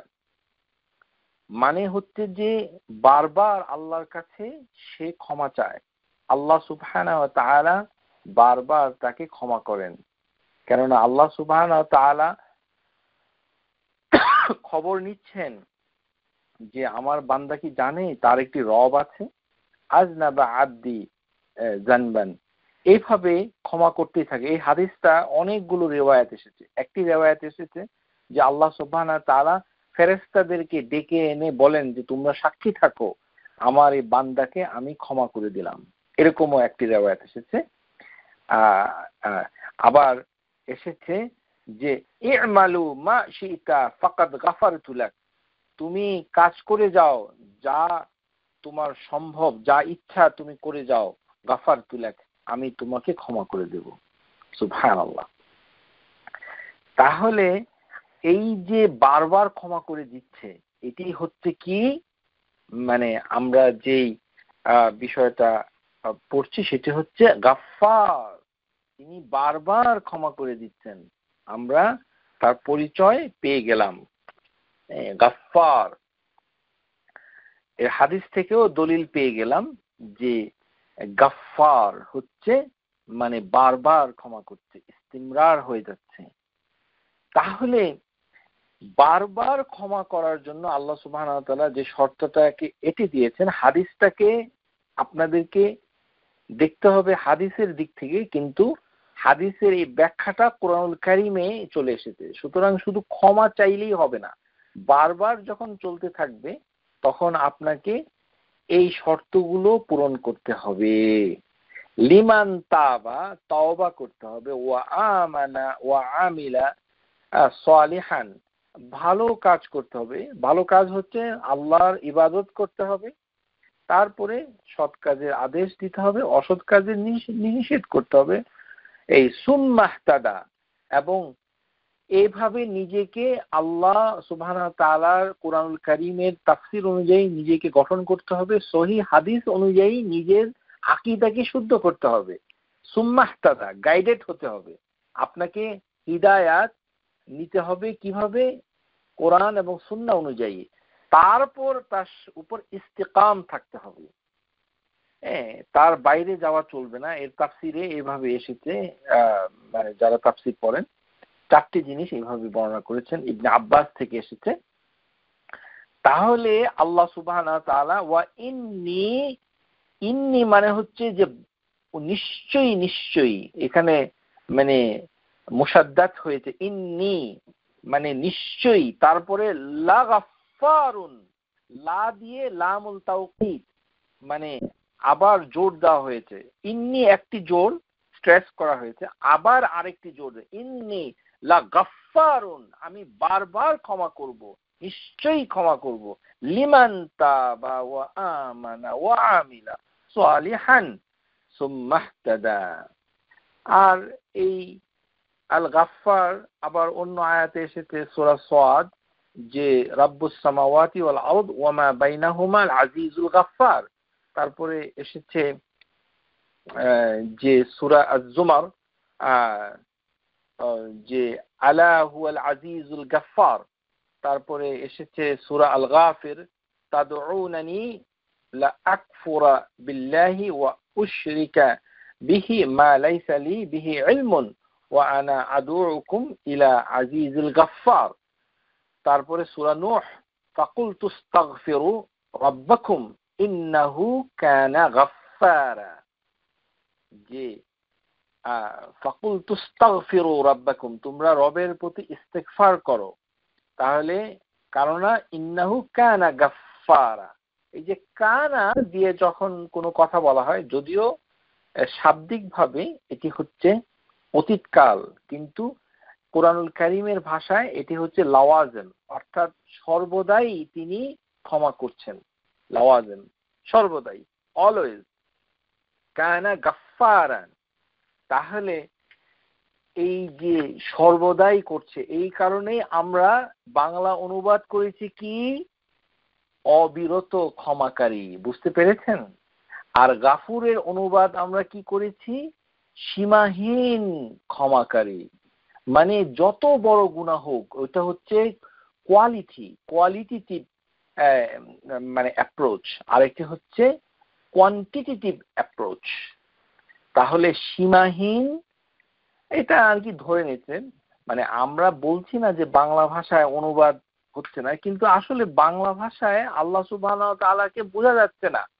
আর এই বাংলা ভাষার কোরআনের অনুবাদ পড়ে মানুষকে বিভ্রান্ত করবেন না ইনশাআল্লাহ তাআলা। নিজে আগে শিখুন, তারপরে অন্যকে শিক্ষা দিন। তাহলে আমরা জানতে পারলাম যে আল্লাহ সুবহানাহু ওয়া তাআলার এই যে নামটা মানে গাফুর, এই নামটা অনেক জায়গায় এসেছে। আল্লাহ যদি ক্ষমা না করেন তাহলে কে ক্ষমা করবে? এটি হচ্ছে আরেকটি বিষয়। হ্যাঁ, এই জন্য ওমাই ইয়াগফিরু যুনুব ইল্লাল্লাহ, আল্লাহ ছাড়া কে ক্ষমা করবে? এই কারণে আল্লাহ সুবহানাহু ওয়া তাআলা সূরা আল হিজর এই আয়াতে তিনি বলেন যে হে রাসূল, আমার বান্দাদেরকে আপনি জানিয়ে দিন, নাব্বি ইবাদি আন্নী আনাল গাফুরুর রাহিম, আমার বান্দাদেরকে আপনি জানিয়ে দিন, ঘোষণা করে দিন, নাব্বি ইবাদি আন্নী আনাল গাফুরুর রাহিম। এটি কার প্রতি হুকুম? নবী সাল্লাল্লাহু আলাইহি সাল্লামের প্রতি হুকুম, কিন্তু উনি তো এখন নেই আমাদের মাঝে, এই হুকুমটা আমাদের উপরে এসেছে। এই কারণে আপনি যখন কোনো মানুষকে উপদেশ দিবেন, বিশেষ করে মুমূর্ষ থাকা অবস্থায় কাউকে, তখন আপনি বলবেন, কেননা এটা আপনার প্রতিও বলাটা ওয়াজিব। আপনি বলবেন, আপনি কি জানেন আল্লাহ বলেছেন নাব্বি ইবাদি, আমার বান্দাদেরকে জানিয়ে দাও, জানিয়ে দিন, আন্নি, যে আমি, আনাল গাফুরুর রাহিম, আমি অত্যন্ত ক্ষমাশীল দয়ালু। তাহলে এই যে কথাটা মানে প্রকাশ করারও হুকুম এসেছে। আর আল্লাহ সুবহানাহু ওয়া তাআলা মানে এই গাফুরুন এই শব্দটাকে তিনি একা আলাদাভাবে ব্যবহারই করেন নাই। সুবহানাল্লাহ, আল্লাহ সুবহানাহু ওয়া তাআলা এই শব্দটাকে অন্য জিনিসটার ম্যানিফেস্টেশন, মানে বহিঃপ্রকাশ, আল্লাহর যে গুণ সেটা যে প্রকাশ পাবে, এটি যেহেতু একটা বিরাট গুণ। শুনেন, একটা বিরাট গুণ যখন মানুষকে বলেন, তখন সাথে সাথে ছোট গুণগুলাও আপনাকে বলতে হয়। ধরেন একজন মেধাবী, মেধাবী, তো আপনি যখন বলেন তিনি খুব মেধাবী, কারণ তিনি খুব শক্তিশালী, তিনি সুস্বাস্থ্যের অধিকারী, তার অনেক টাকা, অনেকগুলো বই আছে, তিনি নিয়মিত ঘুমান এবং তার অনেকগুলো শিক্ষক আছে, তিনি সম্মান করেন, সময়ের অপচয় করেন না তিনি, মানে ইত্যাদি ইত্যাদি। তাহলে মেধাবী, তার সাথে অনেকগুলো গুণ যোগ হলো। তেমনি মানে বললেন যে কারোর স্ত্রী খুব গুণবতী, তাহলে গুণবতী একটা বিরাট গুণ, তাহলে সাথে সাথে আপনার বাকি গুণগুলো আপনি বলবেন যে তিনি মানে পাচক, সুন্দর রান্না করেন, তিনি ভালো ব্যবস্থাপক, তিনি ব্যবস্থাপনা করেন, তিনি রূপসী, তার রূপের অনেক গুণ রয়েছে, তিনি জ্ঞানবতী, তিনি অনেক জ্ঞান রয়েছে, তিনি আধুনিক শিক্ষায় শিক্ষিতা ইত্যাদি। তো আল্লাহ সুবহানাহু ওয়া তাআলা যেহেতু গাফুর, এই নামটা অনেক ব্যাপক বড়, এই কারণে আল্লাহ চাচ্ছেন না যে নামটা শুধু ব্যবহার হোক। আল্লাহ সুবহানাহু ওয়া তাআলা যখনই গাফুর ব্যবহার করেছেন, তখনই তিনি সাথে আরেকটি নাম জুড়ে দিয়েছেন, জোড়ায় জোড়ায়, যেন ওই নাম দিয়ে ওই গাফুরের মহিমাটা ছড়িয়ে পড়ে। ওয়া'লামু আন্নাল্লাহা গাফুরুন হালিম, ফা'লামু আন্নাল্লাহা গাফুরুর রাহিম। এই দুটো আয়াতে আল্লাহ বলছেন যে তোমরা জেনে নাও, একটি হচ্ছে জেনে নাও কি আল্লাহ হচ্ছেন গাফুর এবং হালিম। হালিম হচ্ছে ধৈর্যশীল, এত ধৈর্য আল্লাহ। এখন গাফুর হতে গেলে ধৈর্যের কেন প্রয়োজন? আমরা যে মানে মানে দেখি যে ক্ষমা করা, বারবার ক্ষমা করলে মানুষ বিরক্ত হয়, তারপর ক্ষমা, তারপর আবার করছে, আবার ক্ষমা, আবার কাজ করছে। এই জন্য আল্লাহ হচ্ছেন আল হালিম। আল্লাহ সুবহানাহু ওয়া তাআলা এই যে দুনিয়াতে মানুষ, আল্লাহ সুবহানাহু ওয়া তাআলাকে বলছেন, যেটা হাদিসের ভিতরে এসেছে, যে আল্লাহ এত ধৈর্যশীল যে মানুষ বলে ইন্নাহুম লা ইয়াদউনা লাহু ওয়ালাদান, যে মানুষ ডাকে যে তার একটি ছেলে আছে, মানে খ্রিস্টান ইহুদিদের কথা এখানে বলা হচ্ছে, ওয়া ইন্নাহু লা ইয়াফা ফীহিম ওয়া ইয়ারযুকহুম, এবং তিনি তাদেরকে সুস্বাস্থ্য দান করেন এবং রিজিক দান করেন। তার মানে তিনি হচ্ছেন হালিম, তিনি এগুলোকে ঢেকে রাখেন, এগুলোকে আমলে নেন না। এত বড় একটা গুনার কাজ যে আল্লাহ ছেলে নিয়েছেন, তারপরেও তাকে ধৈর্যের সাথে তিনি তার জিনিসটাকে ইগনোর করছেন। ওয়া'লামু, তোমরা জেনে নাও, আন্নাল্লাহা গাফুরুন হালিম। মুমিনদের ক্ষেত্রে একই কথা, যে বারবার গুনাহ করছে, বারবার তিনি ধৈর্য ধরে সেটা ক্ষমা করছেন। আমরা আমাদের ছেলে মেয়েরা যখন কোনো দুষ্টুমি করে, একবার ইগনোর করি, দুবার, তিনবার, চারবার, পাঁচবার, সাতবার। যাদের ADHD আছে, 10 বার 15 বারের মতো যদি একই কাজ বিরক্ত করে, আপনি নিজেই তাকে মন থেকে বিরক্ত হয়ে যাবেন, ক্ষমা করতে কষ্ট হবে আপনার। আর আল্লাহ সুবহানাহু ওয়া তাআলা হচ্ছেন গাফুরুন হালিম। এই জন্য আল্লাহ বলছেন যে তোমরা জেনে নাও, তারপরে হচ্ছে গাফুরুন রাহিম, তিনি ক্ষমা করেন এবং তিনি দয়ার মাধ্যমে ক্ষমা করেন। ক্ষমা যে করছেন তার সাথে রয়েছে দয়া মিশ্রিত, গাফুরুন রাহিম, যে ক্ষমার মাধ্যমে তিনি যে রহিম, কতটা রহিম সেটার প্রকাশ করে দিচ্ছেন। তারপরে আল্লাহ সুবহানাহু ওয়া তাআলা এই ক্ষমাটাকে আরেক ভাষায় বর্ণনা করেন, সেটা হচ্ছে ওয়াসিউল মাগফিরা, মানে ক্ষমাটা হচ্ছে অনেক বড়। আল্লাযীনা ইয়াজতানিবু কাবাইর আল ইসম ওয়াল ফাওয়াহিশা ইল্লাল লামাম ইন্না রাব্বাকা ওয়াসিউল মাগফিরা, সূরা আন-নাজম 32 নম্বর আয়াত। ওয়াসিউল মাগফিরা, এটি হচ্ছে আরেকটি, আল্লাহ মাগফুর হন, কিন্তু তার মানে মাগফিরাটা অনেক বিস্তৃত, মানে সারা পৃথিবী, শুধু আরব দেশের লোকদেরকে তিনি ক্ষমা করেন, মুসলমানদেরকে ক্ষমা করেন এরকম নয়, বরঞ্চ সারা পৃথিবী জুড়ে, সারা মানে সৃষ্টি জুড়ে তিনি মানে ক্ষমা তার বিস্তৃত। ওয়াসিউল মাগফিরা, তার মানে আরেকটি গুণ এই মাগফিরার মাধ্যমে প্রকাশ পাচ্ছে। তারপরে আল্লাহ সুবহানাহু ওয়া তাআলা আহলুল মাগফিরা, যেটি সূরা মুদ্দাসসিরে এসেছে, ওয়ামা ইয়াযকুরুনা ইল্লা আন ইয়াশা আল্লাহু ওয়া হুয়া আহলুত তাকওয়া ওয়া আহলুল মাগফিরা। আল্লাহ হচ্ছেন আসলেই ক্ষমার অধিকারী। ক্ষমা তো তার হচ্ছে মানে ইনহেরেন্ট প্রপার্টি। আল্লাহ নিজেই হচ্ছেন ক্ষমার অধিকারী, মানে ক্ষমার একমাত্র তাকেই মানে ভয় করতে হবে, আহলুত তাকওয়া, আর উনি হচ্ছেন আহলুল মাগফিরা, ক্ষমার মালিকই তিনি, যে উনার নামটাই হচ্ছে যে উনি ক্ষমা করবেন। সুবহানাল্লাহ, আহলুল মাগফিরা। হ্যাঁ, তারপরে আল্লাহ সুবহানাহু ওয়া তাআলা মানে তিনি বলেন যু মাগফিরা, তিনি ক্ষমা করেন, ক্ষমার মালিক। এটি আরেক ভাষায় এসেছে, যেমন যুল জালালি ওয়াল ইকরাম আমরা পেয়েছি, সেখানে আল্লাহ আবারও মাগফিরার ক্ষেত্রে একই কথা বলেছে, ইন্না রাব্বাকা লাযু মাগফিরাতিন লিন-নাসি আলা যুলমিহিম ওয়া ইন্না রাব্বাকা লাশাদীদুল ইকাব, সূরা রা'দ আয়াত নাম্বার 6, যুল মাগফিরা। তাহলে আল্লাহ সুবহানাহু ওয়া তাআলা সূরা আল আরাফ আয়াত নাম্বার 155, সেখানে তিনি মানে বলেছেন ওয়া আনতা খায়রুল গাফিরিন, যে ক্ষমা তো আবার অনেকেই করে, তিনি হচ্ছেন কি খায়রুল গাফিরিন, যে আরো ক্ষমাকারী আছে, কিন্তু আল্লাহ হচ্ছেন উত্তম ক্ষমাকারী।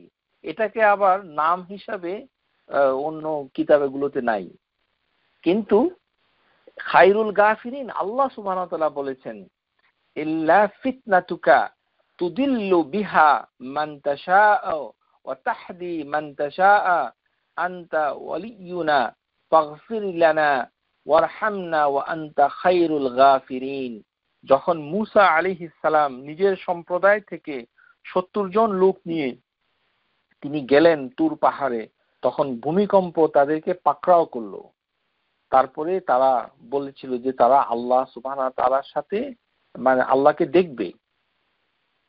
তো এরকম নির্বোধ কর্মকাণ্ডের জন্য আল্লাহ সুবহানাহু ওয়া তাআলা মানে এমন রাগ হলেন যে তারা একটা ভূমিকম্প হলো এবং তারা অজ্ঞান হয়ে পড়লেন তাদের। তো এখন আল্লাহ সুবহানাহু ওয়া তাআলা বলছেন যে যে তোমরা যদি মানে ক্ষমা চাও তাহলে আমি হচ্ছে ক্ষমা করে দিব, আমি সমস্ত ক্ষমাকারীর ভিতরে উত্তম ক্ষমাকারী। ওয়া আনতা খায়রুল গাফিরিন। তো মানুষও ক্ষমা করে, তো মানুষ ক্ষমা করে কোন দিন? মন ভালো থাকলে ক্ষমা করে, আর রাগ যেদিন থাকে সেদিন কোনো ক্ষমা করে না। আর হয়তো মানে যৌবনে ক্ষমা করেছে, বুড়ো হয়ে গেলে আর ক্ষমা করে না, অথবা যৌবনে ক্ষমা করে নাই, বুড়ো হলে ক্ষমা করে, অর্থাৎ তার ক্ষমা এক এক দিন এক এক রকম। আবার কঠিন সমস্যা হলে ক্ষমা করে না, ছোটখাটো হলে ক্ষমা করে, আবার কঠিন হলে ক্ষমা করে, ছোটখাটো হলে ক্ষমা করে না। আবার ক্ষমার পরিমাণ ইত্যাদি, মানে নানান ধরনের সমস্যা রয়েছে মানুষের ক্ষমার ভিতরে। কিন্তু আল্লাহ হচ্ছেন কি?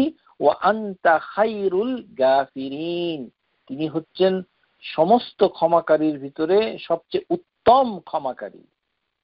তাহলে বুঝতে পারছি যে এই যে গাফুর, এই কথাটা সব সময় এসেছে জোড়ায় জোড়ায়, কিন্তু একটি সূরা রয়েছে কোরআনুল কারীমে, সেই সূরাটার নাম যে সূরা সাবা। এই সূরাতে আল্লাহ সুবহানাহু ওয়া তাআলা সাবা অধিবাসীর জন্য বিভিন্ন কথা বলেছেন, গাছগাছালির কথা বলেছেন, বাগান সমূহের কথা বলেছেন, রিজিকের কথা বলেছেন, আকাশ থেকে যেগুলো বর্ষণ হয়, জমি থেকে যেগুলো বেড়ে উঠে মানে উদ্ভিদ, গাছগাছালি, তারপরে পাক পাখালি ইত্যাদি। যেহেতু অন্য প্রাণীদের কথা আল্লাহ বলেছেন, অন্য জাগতিক বিষয়গুলোর কথা বলেছেন, সেই কারণে আল্লাহ একমাত্র একটি সূরা একটি আয়াতে শুধুমাত্র গাফুর কথাটা ব্যবহার করেছেন একবার, সাথে আর কোনো সিফাত তিনি বর্ণনা করেন নাই। সেটি হচ্ছে সূরা সাবা 15 নম্বর আয়াত, লাকাদ কানা লি সাবাবিন ফি মাসকানিহিম আয়াতুন জান্নাতান আন ইয়ামিনিন ওয়া শিমালিন ওয়া কুলু মিন রিজকি রাব্বিকুম ওয়াশকুরু লাহু বালদাতুন তাইয়্যিবাতুন ওয়া রাব্বুন গাফুরুন, যে সাবার অধিবাসীর জন্য নিদর্শনগুলো হচ্ছে দুটো বাগান, একটি ডানে একটি বাঁয়ে। তোমাদের পালনকর্তার রিজিক তোমরা খেয়ে নাও এবং কৃতজ্ঞতা প্রকাশ করো। স্বাস্থ্যকর শহর তোমাদের জন্য, আর কি ক্ষমাশীল পালনকর্তা। এখানেই রাব্বু গাফুর, কেননা এখানে শুধু গাফুর। আল্লাহ সুবহানাহু ওয়া তাআলা এই আয়াতে কোনো মানুষের কথাটা মানে ওইভাবে রিলেট করে বলেন নাই, সুতরাং গাফুর যথেষ্ট। এই কারণে এই সূরার যে ২য় নম্বর আয়াত, সেখানে সব জায়গায় হচ্ছে গাফুরুর রাহিম। প্রথমে তিনি ক্ষমা করেন, ক্ষমা করলে তার যখন গুনাহটা মাফ হয়, মানে গুনাহটা ঢেকে যায়, তখনই তিনি তার উপরে রহম করতে পারেন। অর্থাৎ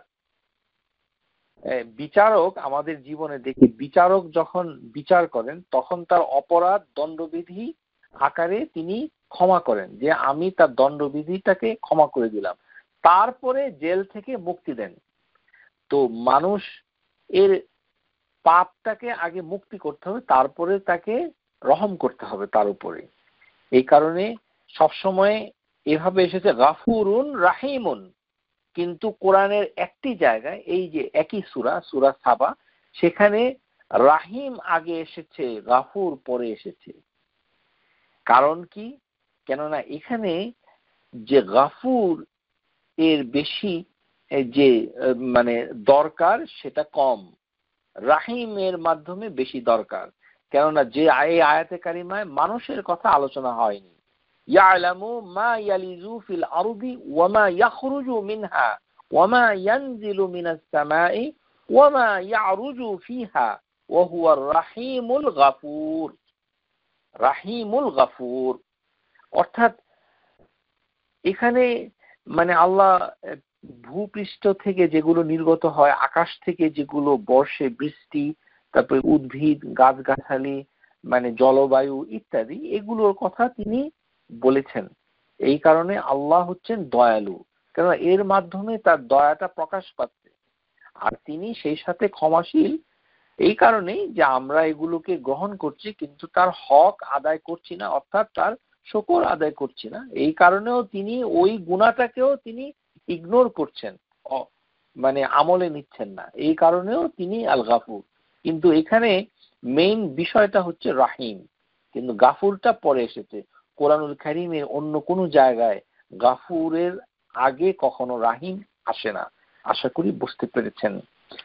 এখন আল্লাহ সুবহানাহু ওয়া তাআলা বলেছেন যে ইন্নাল্লাহা আজিজুন গাফুরুন, এটি সূরা ফাতির এখানে এসেছে। ও মিনান নাসি দাওয়াবিন ওয়াল আনআমি মুখতালিফুন আলওয়ানুহু কাযালিকা ইন্নামা ইয়াখশাল্লাহা মিন ইবাদিহিল উলামা ইন্নাল্লাহা আজিজুন গাফুর।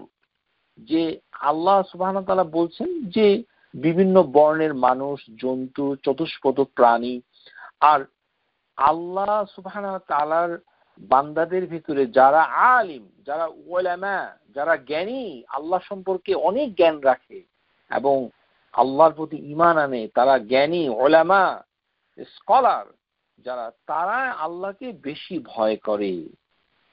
আর কারণ হচ্ছে আল্লাহ যে ক্ষমা করেন, সেই কারণে আল্লাহ হচ্ছেন পরাক্রমশালী। ইন্নাল্লাহা আজিজুন গাফুর।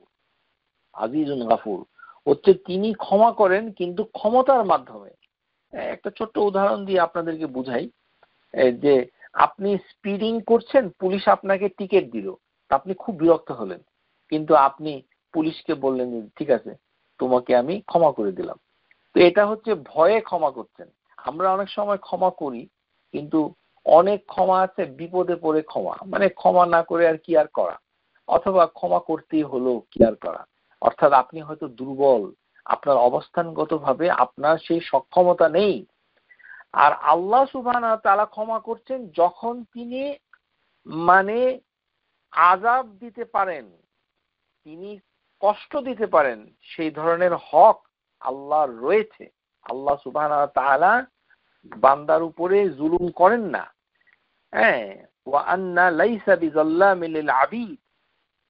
আর আল্লাহ সুবহানাহু ওয়া তাআলা চাইলেই শাস্তি দিতে পারেন, কিন্তু আল্লাহর ক্ষমতা থাকা সত্ত্বেও তিনি গাফুর। এই কারণে আল্লাহ এই আয়াতে কারিমায় একটি জায়গায় এখানে যে ইন্নাল্লাহা আজিজুন গাফুরুন। সুতরাং এই যে গাফুর, এটি অনেকগুলো কম্বিনেশন এসেছে, এগুলো আপনাদেরকে শিখতে হবে। গাফুর শুধু অনেক সুন্দর একটি নাম, সেই সাথে এই নামগুলোর গাফুরের মাধ্যমে আল্লাহ প্রকাশ পাচ্ছে কি, যে আল্লাহ কত ক্ষমাবান, মানে ক্ষমতাশালী।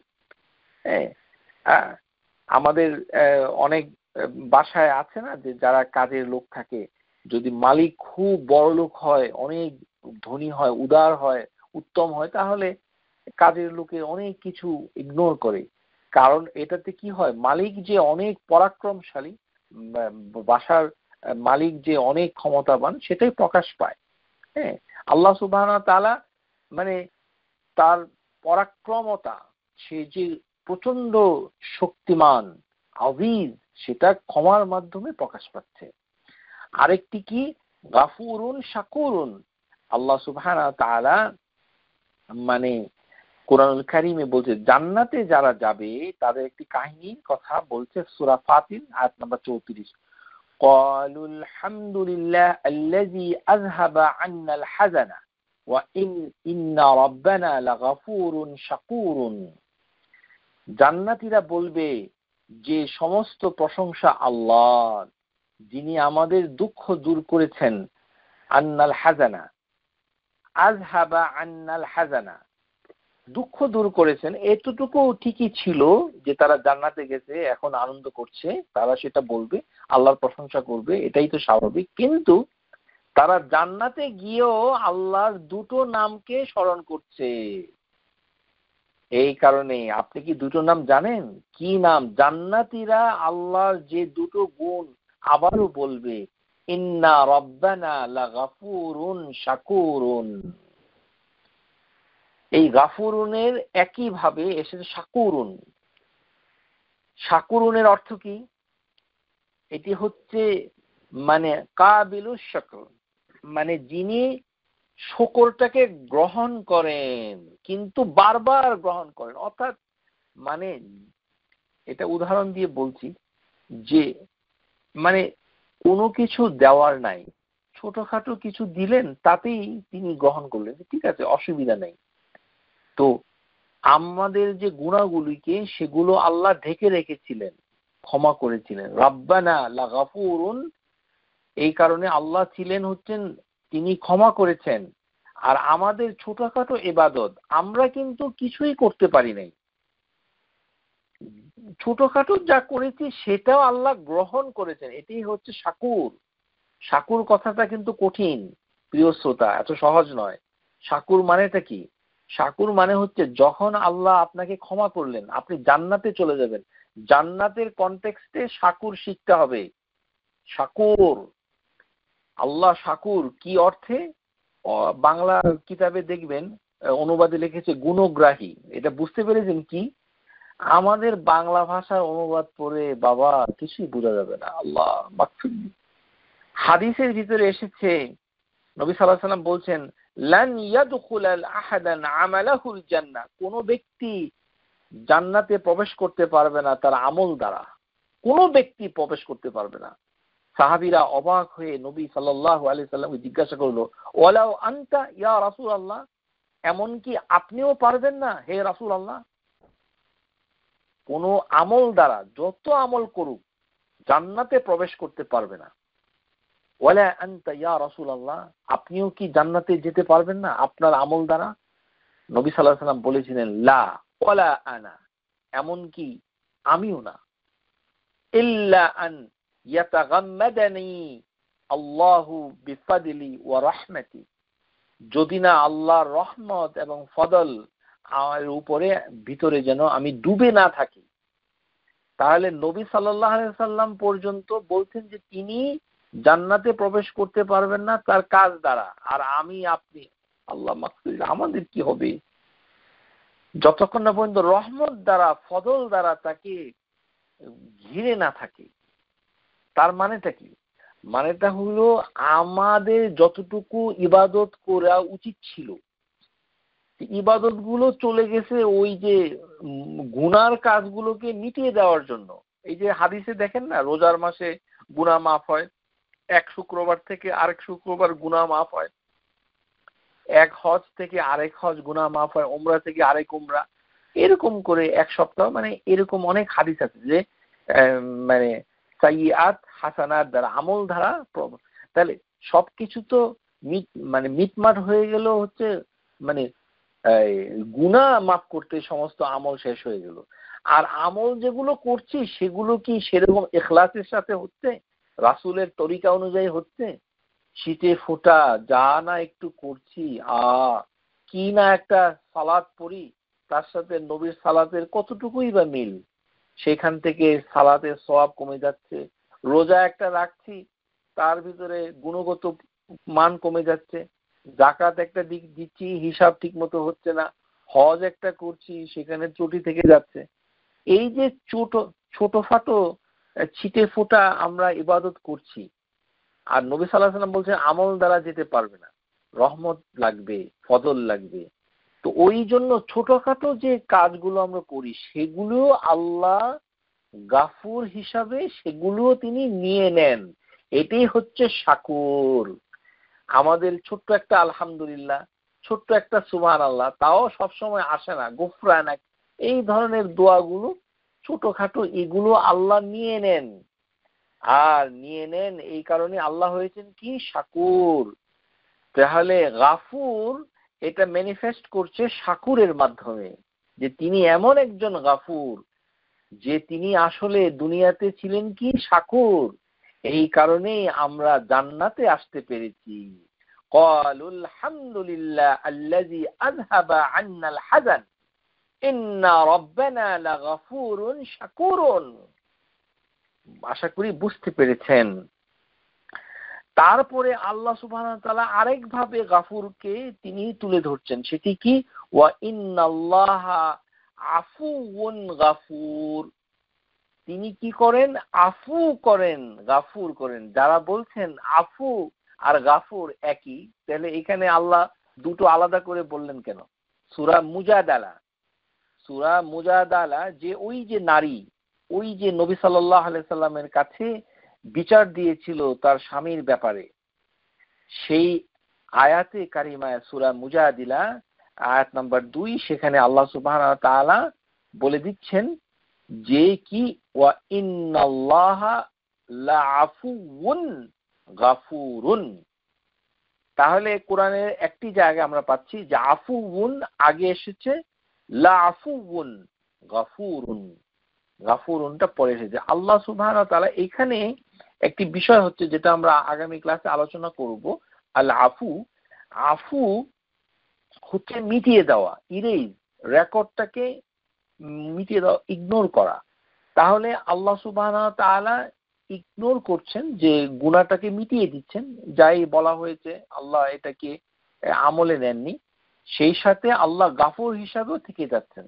অর্থাৎ যিনি গাফুর তিনি আবার আফুও হন। সুবহানাল্লাহ।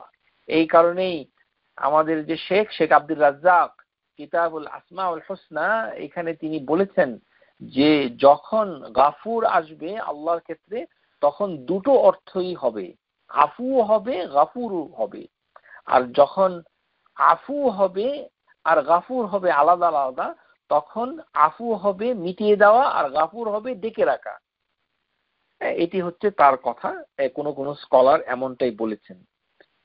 তাহলে আল্লাহ সুবহানাহু ওয়া তাআলা শুধু ক্ষমাই করেন না, বরঞ্চ তিনি মিটিয়েও দেন। এভাবেও আল্লাহ এটাকে প্রকাশ করেছেন। তারপরে আল্লাহ আরেকভাবে প্রকাশ করেছেন, সেটি কি? সূরা আল বুরুজ, সে বিখ্যাত আয়াত, আপনারা অনেকেই ওয়াস-সামাই যাতিল বুরুজ, এই আয়াতে, এই কোরআনুল কারীমের সূরাতে কি এসেছে? সূরা 14 নম্বর, ওয়া হুয়াল গাফুরুল ওয়াদুদ। যে তিনি হচ্ছেন গাফুর, কিন্তু সেই সাথে কি তিনি আল ওয়াদুদ। তিনি, মানে এখানে বাংলা করা হয়েছে প্রেমময়। আসলে প্রেমময় এটা মানে এটি একটি অর্থ বোঝায়, আসলে এটি সুন্দর অর্থ না। এটার অর্থ বাংলা প্রকাশ করাটা কঠিন, এটা ও বুঝাই দিচ্ছি। সেটি হচ্ছে ওয়াল ওয়াদুদ হচ্ছে এমন ভালোবাসা যে ভালো তো বাসছে, সেই সাথে তার তরবিয়ত করছে, মানে মা শিশুকে যেরকম ভালোবাসে এবং তাকে বড় করে তোলে, প্রতিপালন করে, সেই ভালোবাসাটাকে বলা হয় আল ওয়াদুদ।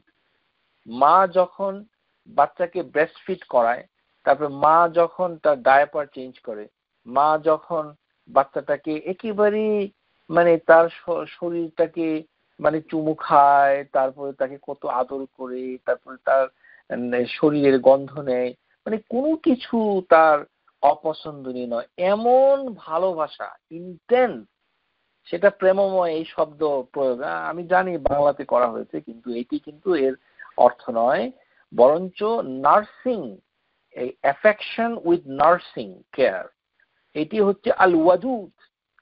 তো এরকম ইন্টেন্স ভালোবাসা, অতীব ভালো, মানে আল্লাহ বান্দার গুনাহকে ক্ষমা করতে ভালোবাসেন, তিনি এটা পছন্দ করেন। সুবহানাল্লাহ। আমরা শুধু চাচ্ছি না, চাইতে হবে আল্লাহর কাছে। আল্লাহ সুবহানাহু ওয়া তাআলা সূরা আন-নিসাতে বলেন, মা ইয়াফআলুল্লাহু বিআযাবিকুম ইন শাকারতুম ওয়া আমানতুম ওয়া কানাল্লাহু শাকিরান আলীমান। আল্লাহ বলছেন যে তোমাদেরকে আযাব দিয়ে আমি আল্লাহ কি করব, যদি তোমরা শুকর করতে আর যদি তোমরা ঈমান আনতে। আল্লাহ হচ্ছেন শাকিরান আলীমান, তিনি সমুচিত মূল্যদানকারী। তো আল্লাহ আমাদেরকে আযাব দিয়ে তিনি কি করবে? তিনি ক্ষমা করতে ভালোবাসেন। তুহিব্বুল আফওয়া একটা দোয়াতে এসেছে, মানে আল্লাহ সুবহানাহু ওয়া তাআলা ক্ষমা করতে পছন্দ করেন। উনি শুধু পছন্দই বলাটা ভুল হবে, বরঞ্চ তিনি ভালোবাসেন। মানে আমরা যখন ভালোবাসা করি, মানবিক ভালোবাসা, তখন কি থাকে, মানে বিপরীত মানে যে জেন্ডারের প্রতি থাকে খুনসুটি, যে ঠিক আছে, মানে ভালোবাসার ক্ষেত্রে কোনো ব্যাকরণ মানে না, কোনো নীতি রীতি নাই, ভালোবাসা এই এক এক এক অন্যরকম অনুভূতি। তো আল্লাহ সুবহানাহু ওয়া তাআলা এরকম যে তিনি চাচ্ছেন যে গুনাহ হোক না কেন অসুবিধা নাই, তিনি তো ক্ষমা করবেন। আর সবাই যদি গুনাহ না করে, তাহলে আল্লাহ সুবহানাহু ওয়া তাআলা কিন্তু মানে এটা মানে যদিও আমাদের তকদিরে আছে আমরা গুনাহ করবই, যতই আমরা চেষ্টা করি না কেন গুনাহ আমাদের মাধ্যমে হয়েই যাবে। কিন্তু আল্লাহ সুবহানাহু ওয়া তাআলা হচ্ছে আল ওয়াদুদ, গাফুরুল ওয়াদুদ, গুনাহ হচ্ছে অসুবিধা নেই, তিনি তো ক্ষমা করছেন। সূরা তাওবা মানে যে আল্লাহ সুবহানাহু ওয়া তাআলা নবী সাল্লাল্লাহু আলাইহি ওয়াসাল্লামের মাধ্যমে আমাদেরকে হাদিস জানাচ্ছেন, লাউ লাম তুজনিবু লা যাহাবাল্লাহু বিকুম ওয়া লা জাআ বিকাউমিন ইয়াজনিবুনা সুম্মা ইস্তাগফিরুনা ফায়াগফিরু লাহুম। তোমরা যদি গুনাহ না করতে, হাদিসের ভিতরে তোমরা যদি গুনাহ না করতে, তাহলে আল্লাহ তোমাদেরকে বদল করে দিয়ে অন্য একটা জনগোষ্ঠীকে নিয়ে আসতো, যারা গুনাহ করত আবার ইস্তিগফার করত, আল্লাহ তাকে ক্ষমা করতেন। তার মানে গুনাহ হয়েই যাচ্ছে, জানাতে অজান্তে গুনাহ হয়েই যাচ্ছে, ইস্তিগফার করাটা সাথে সাথে আল্লাহ ক্ষমা করে দিচ্ছেন।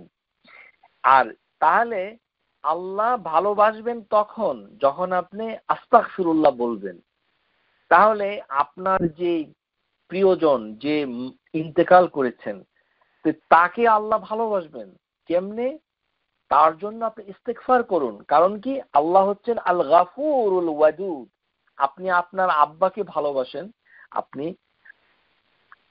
আল্লাহুম্মা গফিরলি ওয়া আবি, আল্লাহুম্মা গফিরলি ওয়া উম্মি, তাহলে আল্লাহ আপনাকেও ভালোবাসবে, আপনার আব্বাকে আম্মাকেও ভালোবাসবে যারা পৃথিবী ছেড়ে চলে গেছেন। তাহলে আল্লাহ ক্ষমা করতে ভালোবাসেন, তার এই ক্ষমার গুণটা প্রকাশ পায় আল ওয়াদুদের মাধ্যমে। আশা করি বুঝতে পেরেছেন। তাহলে আমরা যেটা শিখলাম সেটি হচ্ছে যে এই যে গফরান, এই যে ক্ষমা, এই ক্ষমাটা আমরা কিভাবে পেতে পারি? এক নাম্বার হচ্ছে ইস্তিগফার, চাইতে হবে আল্লাহর কাছে। শুধু চাবেন না, ও চাওয়ার তরিকাও জানবেন না। এই আমাদের সমস্যা হলো যে আমরা তো কিছু শিখতে চাই না, শিখিও না। নিজে চাইতে হবে আল্লাহর কাছে। চাবেন কিভাবে? আস্তাগফিরুল্লাহ, গুনাহ করলেও বলতে হবে, না করলেও বলতে হবে। এটা একটা তাসবিহ। আল্লাহ সুবহানাহু ওয়া তাআলা আস্তাগফিরুল্লাহকে পছন্দ করেন।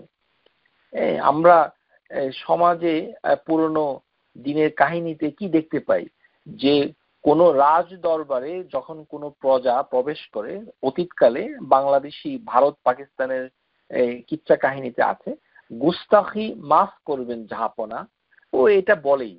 কেননা জাহাপনা যাকে বলছে এই যে সম্রাট অথবা বাদশাহ, সে ওই প্রজার কাছ থেকে এই কথাটা শুনতে ভালোবাসে। তো আল্লাহ সুবহানাহু ওয়া তাআলা হচ্ছে সমস্ত বাদশার বাদশাহ। তিনি ওয়ালিল্লাহি মাসালুল আ'লা, তার দৃষ্টান্তের সাথে কোনো দৃষ্টান্তের কোনো তুলনাই নাই। তিনিও পছন্দ করেন আমরা যখন বলি আস্তাগফিরুল্লাহ আস্তাগফিরুল্লাহ আস্তাগফিরুল্লাহ। এই কারণে নবী সাল্লাল্লাহু আলাইহি সাল্লাম নামাজ পড়ার সাথে সাথে, আমরা ইস্তিগফারের ক্লাসে বিস্তারিত আলোচনা করেছি ইস্তিগফার কেন করি।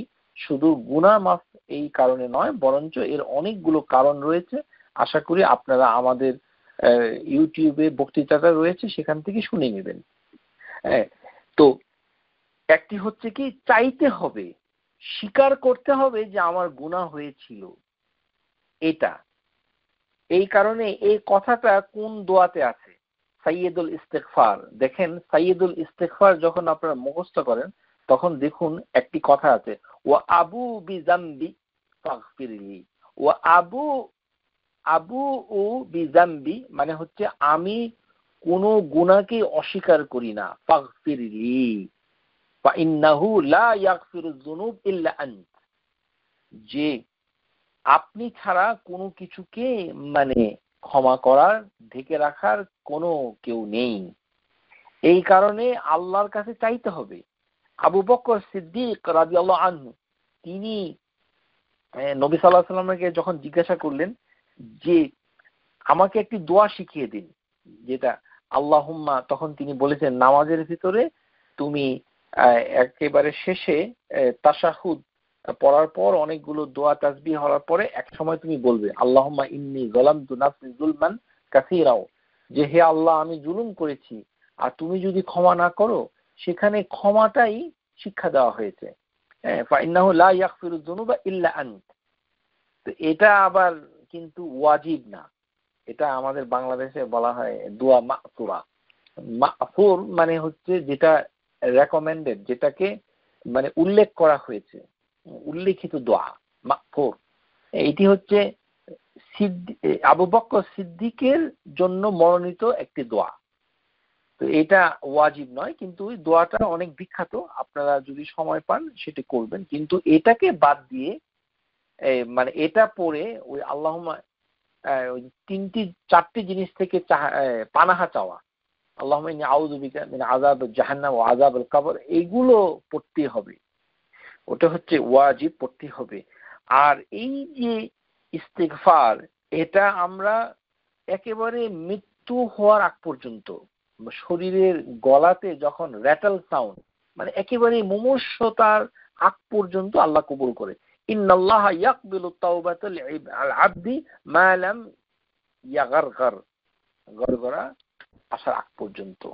তাহলে একটি উপায় হচ্ছে আমলে সলেহ করা, ইবাদদালুল সাইয়্যাত বিল হাসানাত, যে মানে বদল করতে হবে, যে গুনাহগুলো করে ফেললে ভালো আমল করতে হবে, তাহলে আল্লাহ ওটাকে পরিবর্তন করে দিবেন, ক্ষমা করে দিবেন। আরেকটা কি, আল্লাহর কাছে চাইতে হবে, যেটি নবী সাল্লাল্লাহু আলাইহি ওয়াসাল্লাম শিক্ষা দিয়েছেন, আস্তাগফিরুল্লাহ আস্তাগফিরুল্লাহ কাসীরান বলতে হবে। আরেকটি কি, মানুষকে ক্ষমা করতে হবে, নিজে ক্ষমা চাইতে গেলে অন্যকে ক্ষমা করতে হবে।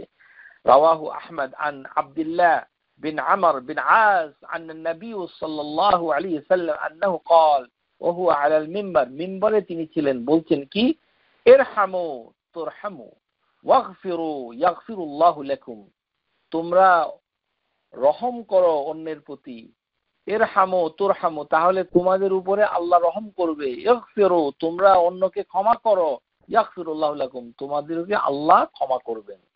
তাহলে আমরা যদি মানুষদেরকে ক্ষমা না করি তাহলে আমরা ক্ষমা পাবো না। আমাদেরকে ক্ষমা পাইতে গেলে অবশ্যই আমাদের মুসলিম ভাই বোনদেরকে ক্ষমা করতে হবে। সন্তান প্রথমে শুরু হবে ঘর থেকে। স্বামী স্ত্রীকে ক্ষমা করবে, স্ত্রী স্বামীকে ক্ষমা করবে, সন্তানদেরকে ক্ষমা করবে, সন্তান পিতামাতাকে ক্ষমা করবে, সমাজ পারিবারিক পরিধিকে ছড়িয়ে দিয়ে সমাজে ক্ষমা প্রচলন ঘটবে। তাহলে আল্লাহ আমাদের প্রতি ইয়াগফিরু লাকুম, আমাদেরকে ক্ষমা করবেন। তো ক্ষমা করাটা কত বড় গুণ আমরা একটি হাদিসের মাধ্যমে এখন জেনে নেব। এই হাদিসটা এসেছে সূরা আন-নূর। এখানে আল্লাহ সুবহানাহু ওয়া তাআলা একটি মানে ঘটনার কথা বলেছেন। ঘটনাটা কি? হাদিসুল ইফক। আপনারা অনেকগুলো, এই হাদিসটার নাম কি? হাদিসাতুল ইফক, অর্থাৎ কুৎসা রটনার হাদিস। আয়েশা রাদিয়াল্লাহু তাআলা আনহাকে যে মানে দুর্নাম, যে অপবাদ দেওয়া হয়েছিল, সেই অপবাদ দেওয়ার হাদিস। লাম্মা খাসা মিস্তাহ বিন আসাসাতুন, মানে একটা লোক, মানে সাহাবীদের ভিতরে মিস্তাহ মানে বিন আসাসা তার নাম। এই লোক হচ্ছে আবু বকর সিদ্দিকের একজন কাজিন, ডিস্টেন্ট কাজিন। তো আয়েশা রাদিয়াল্লাহু তাআলা আনহারও আত্মীয়। দেখেন, আত্মীয় হয়ে আয়েশার নামে এই বদনামটুকু ছড়িয়েছে। কেমন বদনাম! এই হাদিসটা দিয়ে আমরা কিছু শিক্ষা পাই। আজকে যদি আমাদের সমাজে একজন ভালো মানে এই খ্যাতিমান সমাজে তার ওয়াইফ সম্পর্কে যদি এরকম একটা দুর্নাম চলে আসে, তাহলে এরকম মানে দুর্নাম যদি আসে তাহলে ওই লোকটার কি অবস্থা হবে, কত কষ্ট পাবে, এবং যার মেয়ে সেই বাবা কত কষ্ট পাবে। তো আয়েশা রাদিয়াল্লাহু তাআলা আনহার সেই গলার হার হারিয়ে যাওয়ার পরে যেই ঘটনাটা ঘটলো, তখন কিছু লোক মানে দুর্নাম ছটালো, এই যে অপবাদ দিল যে তার চরিত্রের উপর অপবাদ। এই অপবাদকে বলা হয় ইফক, হাদিসাতুল ইফক। এত জঘন্য সে অপবাদ, সহ্য করাটা কঠিন। আয়েশা রাদিয়াল্লাহু তাআলা আনহার জন্য কঠিন, তার পিতা আবু বকর সিদ্দিক রাদিয়াল্লাহু তাআলা আনহুর প্রতি কঠিন, নবী সাল্লাল্লাহু আলাইহি সাল্লামের জন্য তো কঠিন বটেই, কেননা তিনি হচ্ছেন আল-নবিউল করিম, অত্যন্ত সম্ভ্রান্ত একজন নবী, সমস্ত মানুষদের ভিতরে সবচেয়ে বেশি সম্ভ্রান্ত। আল করিম হচ্ছেন মুহাম্মদ সাল্লাল্লাহু আলাইহি সাল্লাম, এমন একজন সম্ভ্রান্ত ব্যক্তি। তার পরিবারে এই ধরনের বদনাম, কত কষ্ট পেয়েছিলেন আল্লাহ সুবহানাহু ওয়া তাআলা জানেন। তো আবু বকর সিদ্দিক যখন কষ্ট পেলেন, তো তখন ওই যে লোক মিস্তাহ, ওই মিস্তার যে জন্য তিনি সাহায্য করতেন, টাকা পয়সা দিতেন। অর্থাৎ ওই লোকটা ছিল গরিব, তাকে মানে আত্মীয় হিসাবে তাকে সাহায্য করতেন। কিন্তু আবু বকর সিদ্দিক সেই সাহায্য বন্ধ করে দিলেন, যে মিস্তাহ, তোমার এত বড় সাহস, তুমি আমার মেয়ের নামে অপবাদ দাও। ওয়াল্লাহি লা উনফিকু আলা মিস্তাহ শাইআন আবাদান, আমি তার মিস্তাহ সাহায্য আর করব না।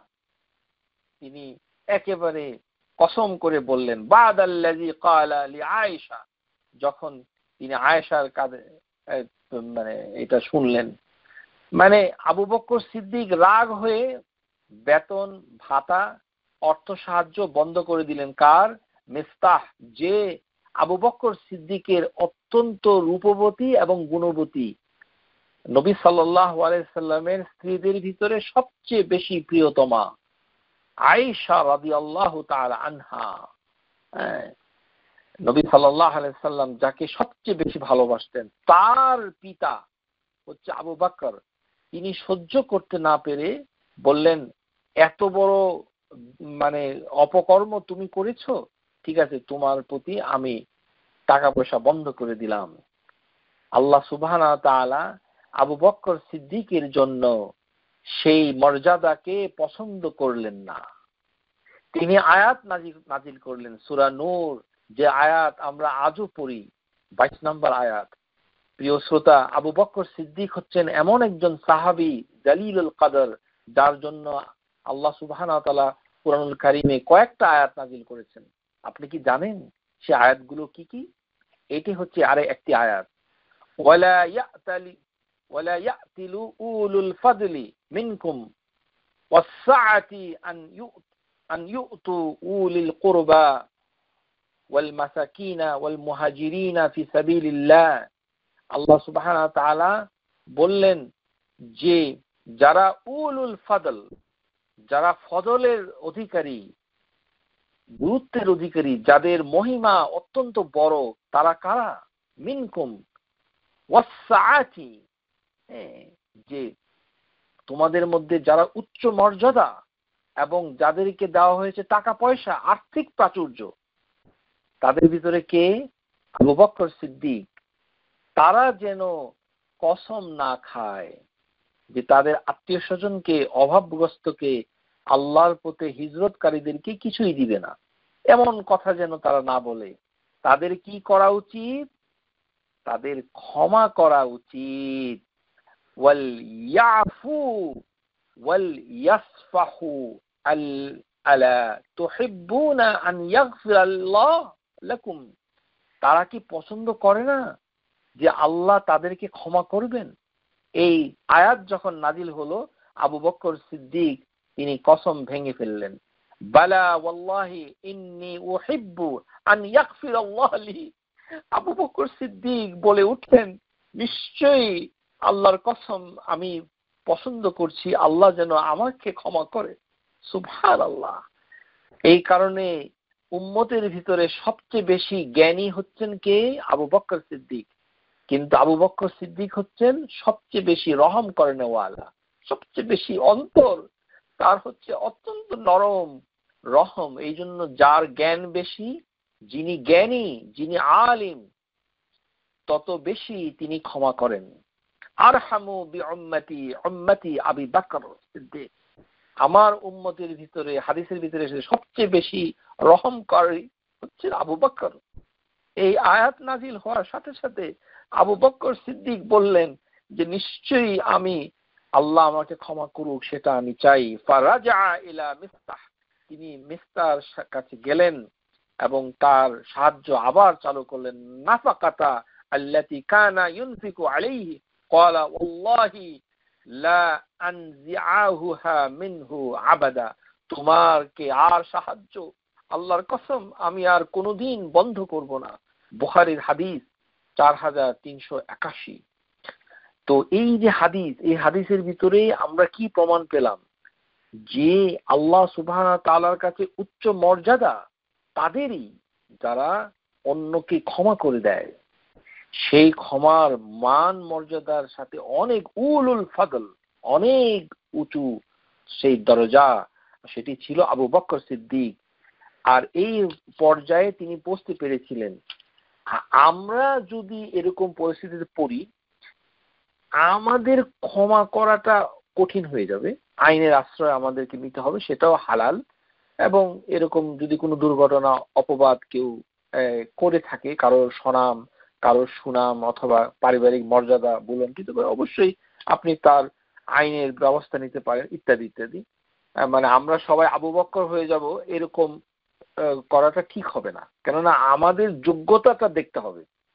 আমরা হচ্ছি অনেক দুর্বল প্রকৃতির, কিন্তু আমাদের চেষ্টা করতে হবে যেন আমরা মানে আল্লাহর গুফরান, আল্লাহর মাগফিরা সেটা পেয়ে যাই। এই কারণেই হাদিসের ভিতরে আল্লাহ সুবহানাহু ওয়া তাআলা বলেছেন শাদ্দিদু ওয়া কারিবু, এই কথাটাই বলেছেন। যে হাদিসগুলো আপনাদের কাছে আমরা আগে পৌঁছেছি, যে আল্লাহ সুবহানাহু ওয়া তাআলা যে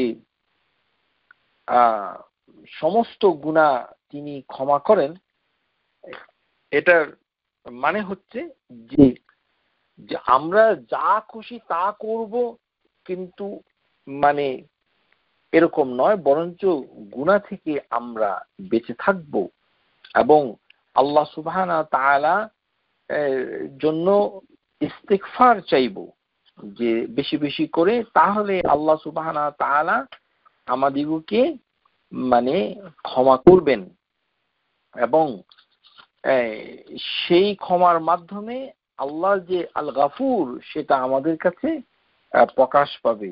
এই কারণে আমরা আগামী ক্লাসে আল্লাহ সুবহানাহু ওয়া তাআলার আরেকটি বিখ্যাত নাম, সেটি হচ্ছে আল আফু, সেটি আলোচনা করব। আপনাদের সবাইকে আগামী ক্লাসের আমন্ত্রণ জানিয়ে আমার কথামালা এখানে শেষ করছি। আল্লাহ সবাইকে ক্ষমা করুন। ইন্নাল্লাহা ইয়াগফিরুল্লাহ লানা জামিআন। আমিন। ওয়া আখিরু দাওয়ানা আনিল হামদুলিল্লাহি রাব্বিল আলামিন।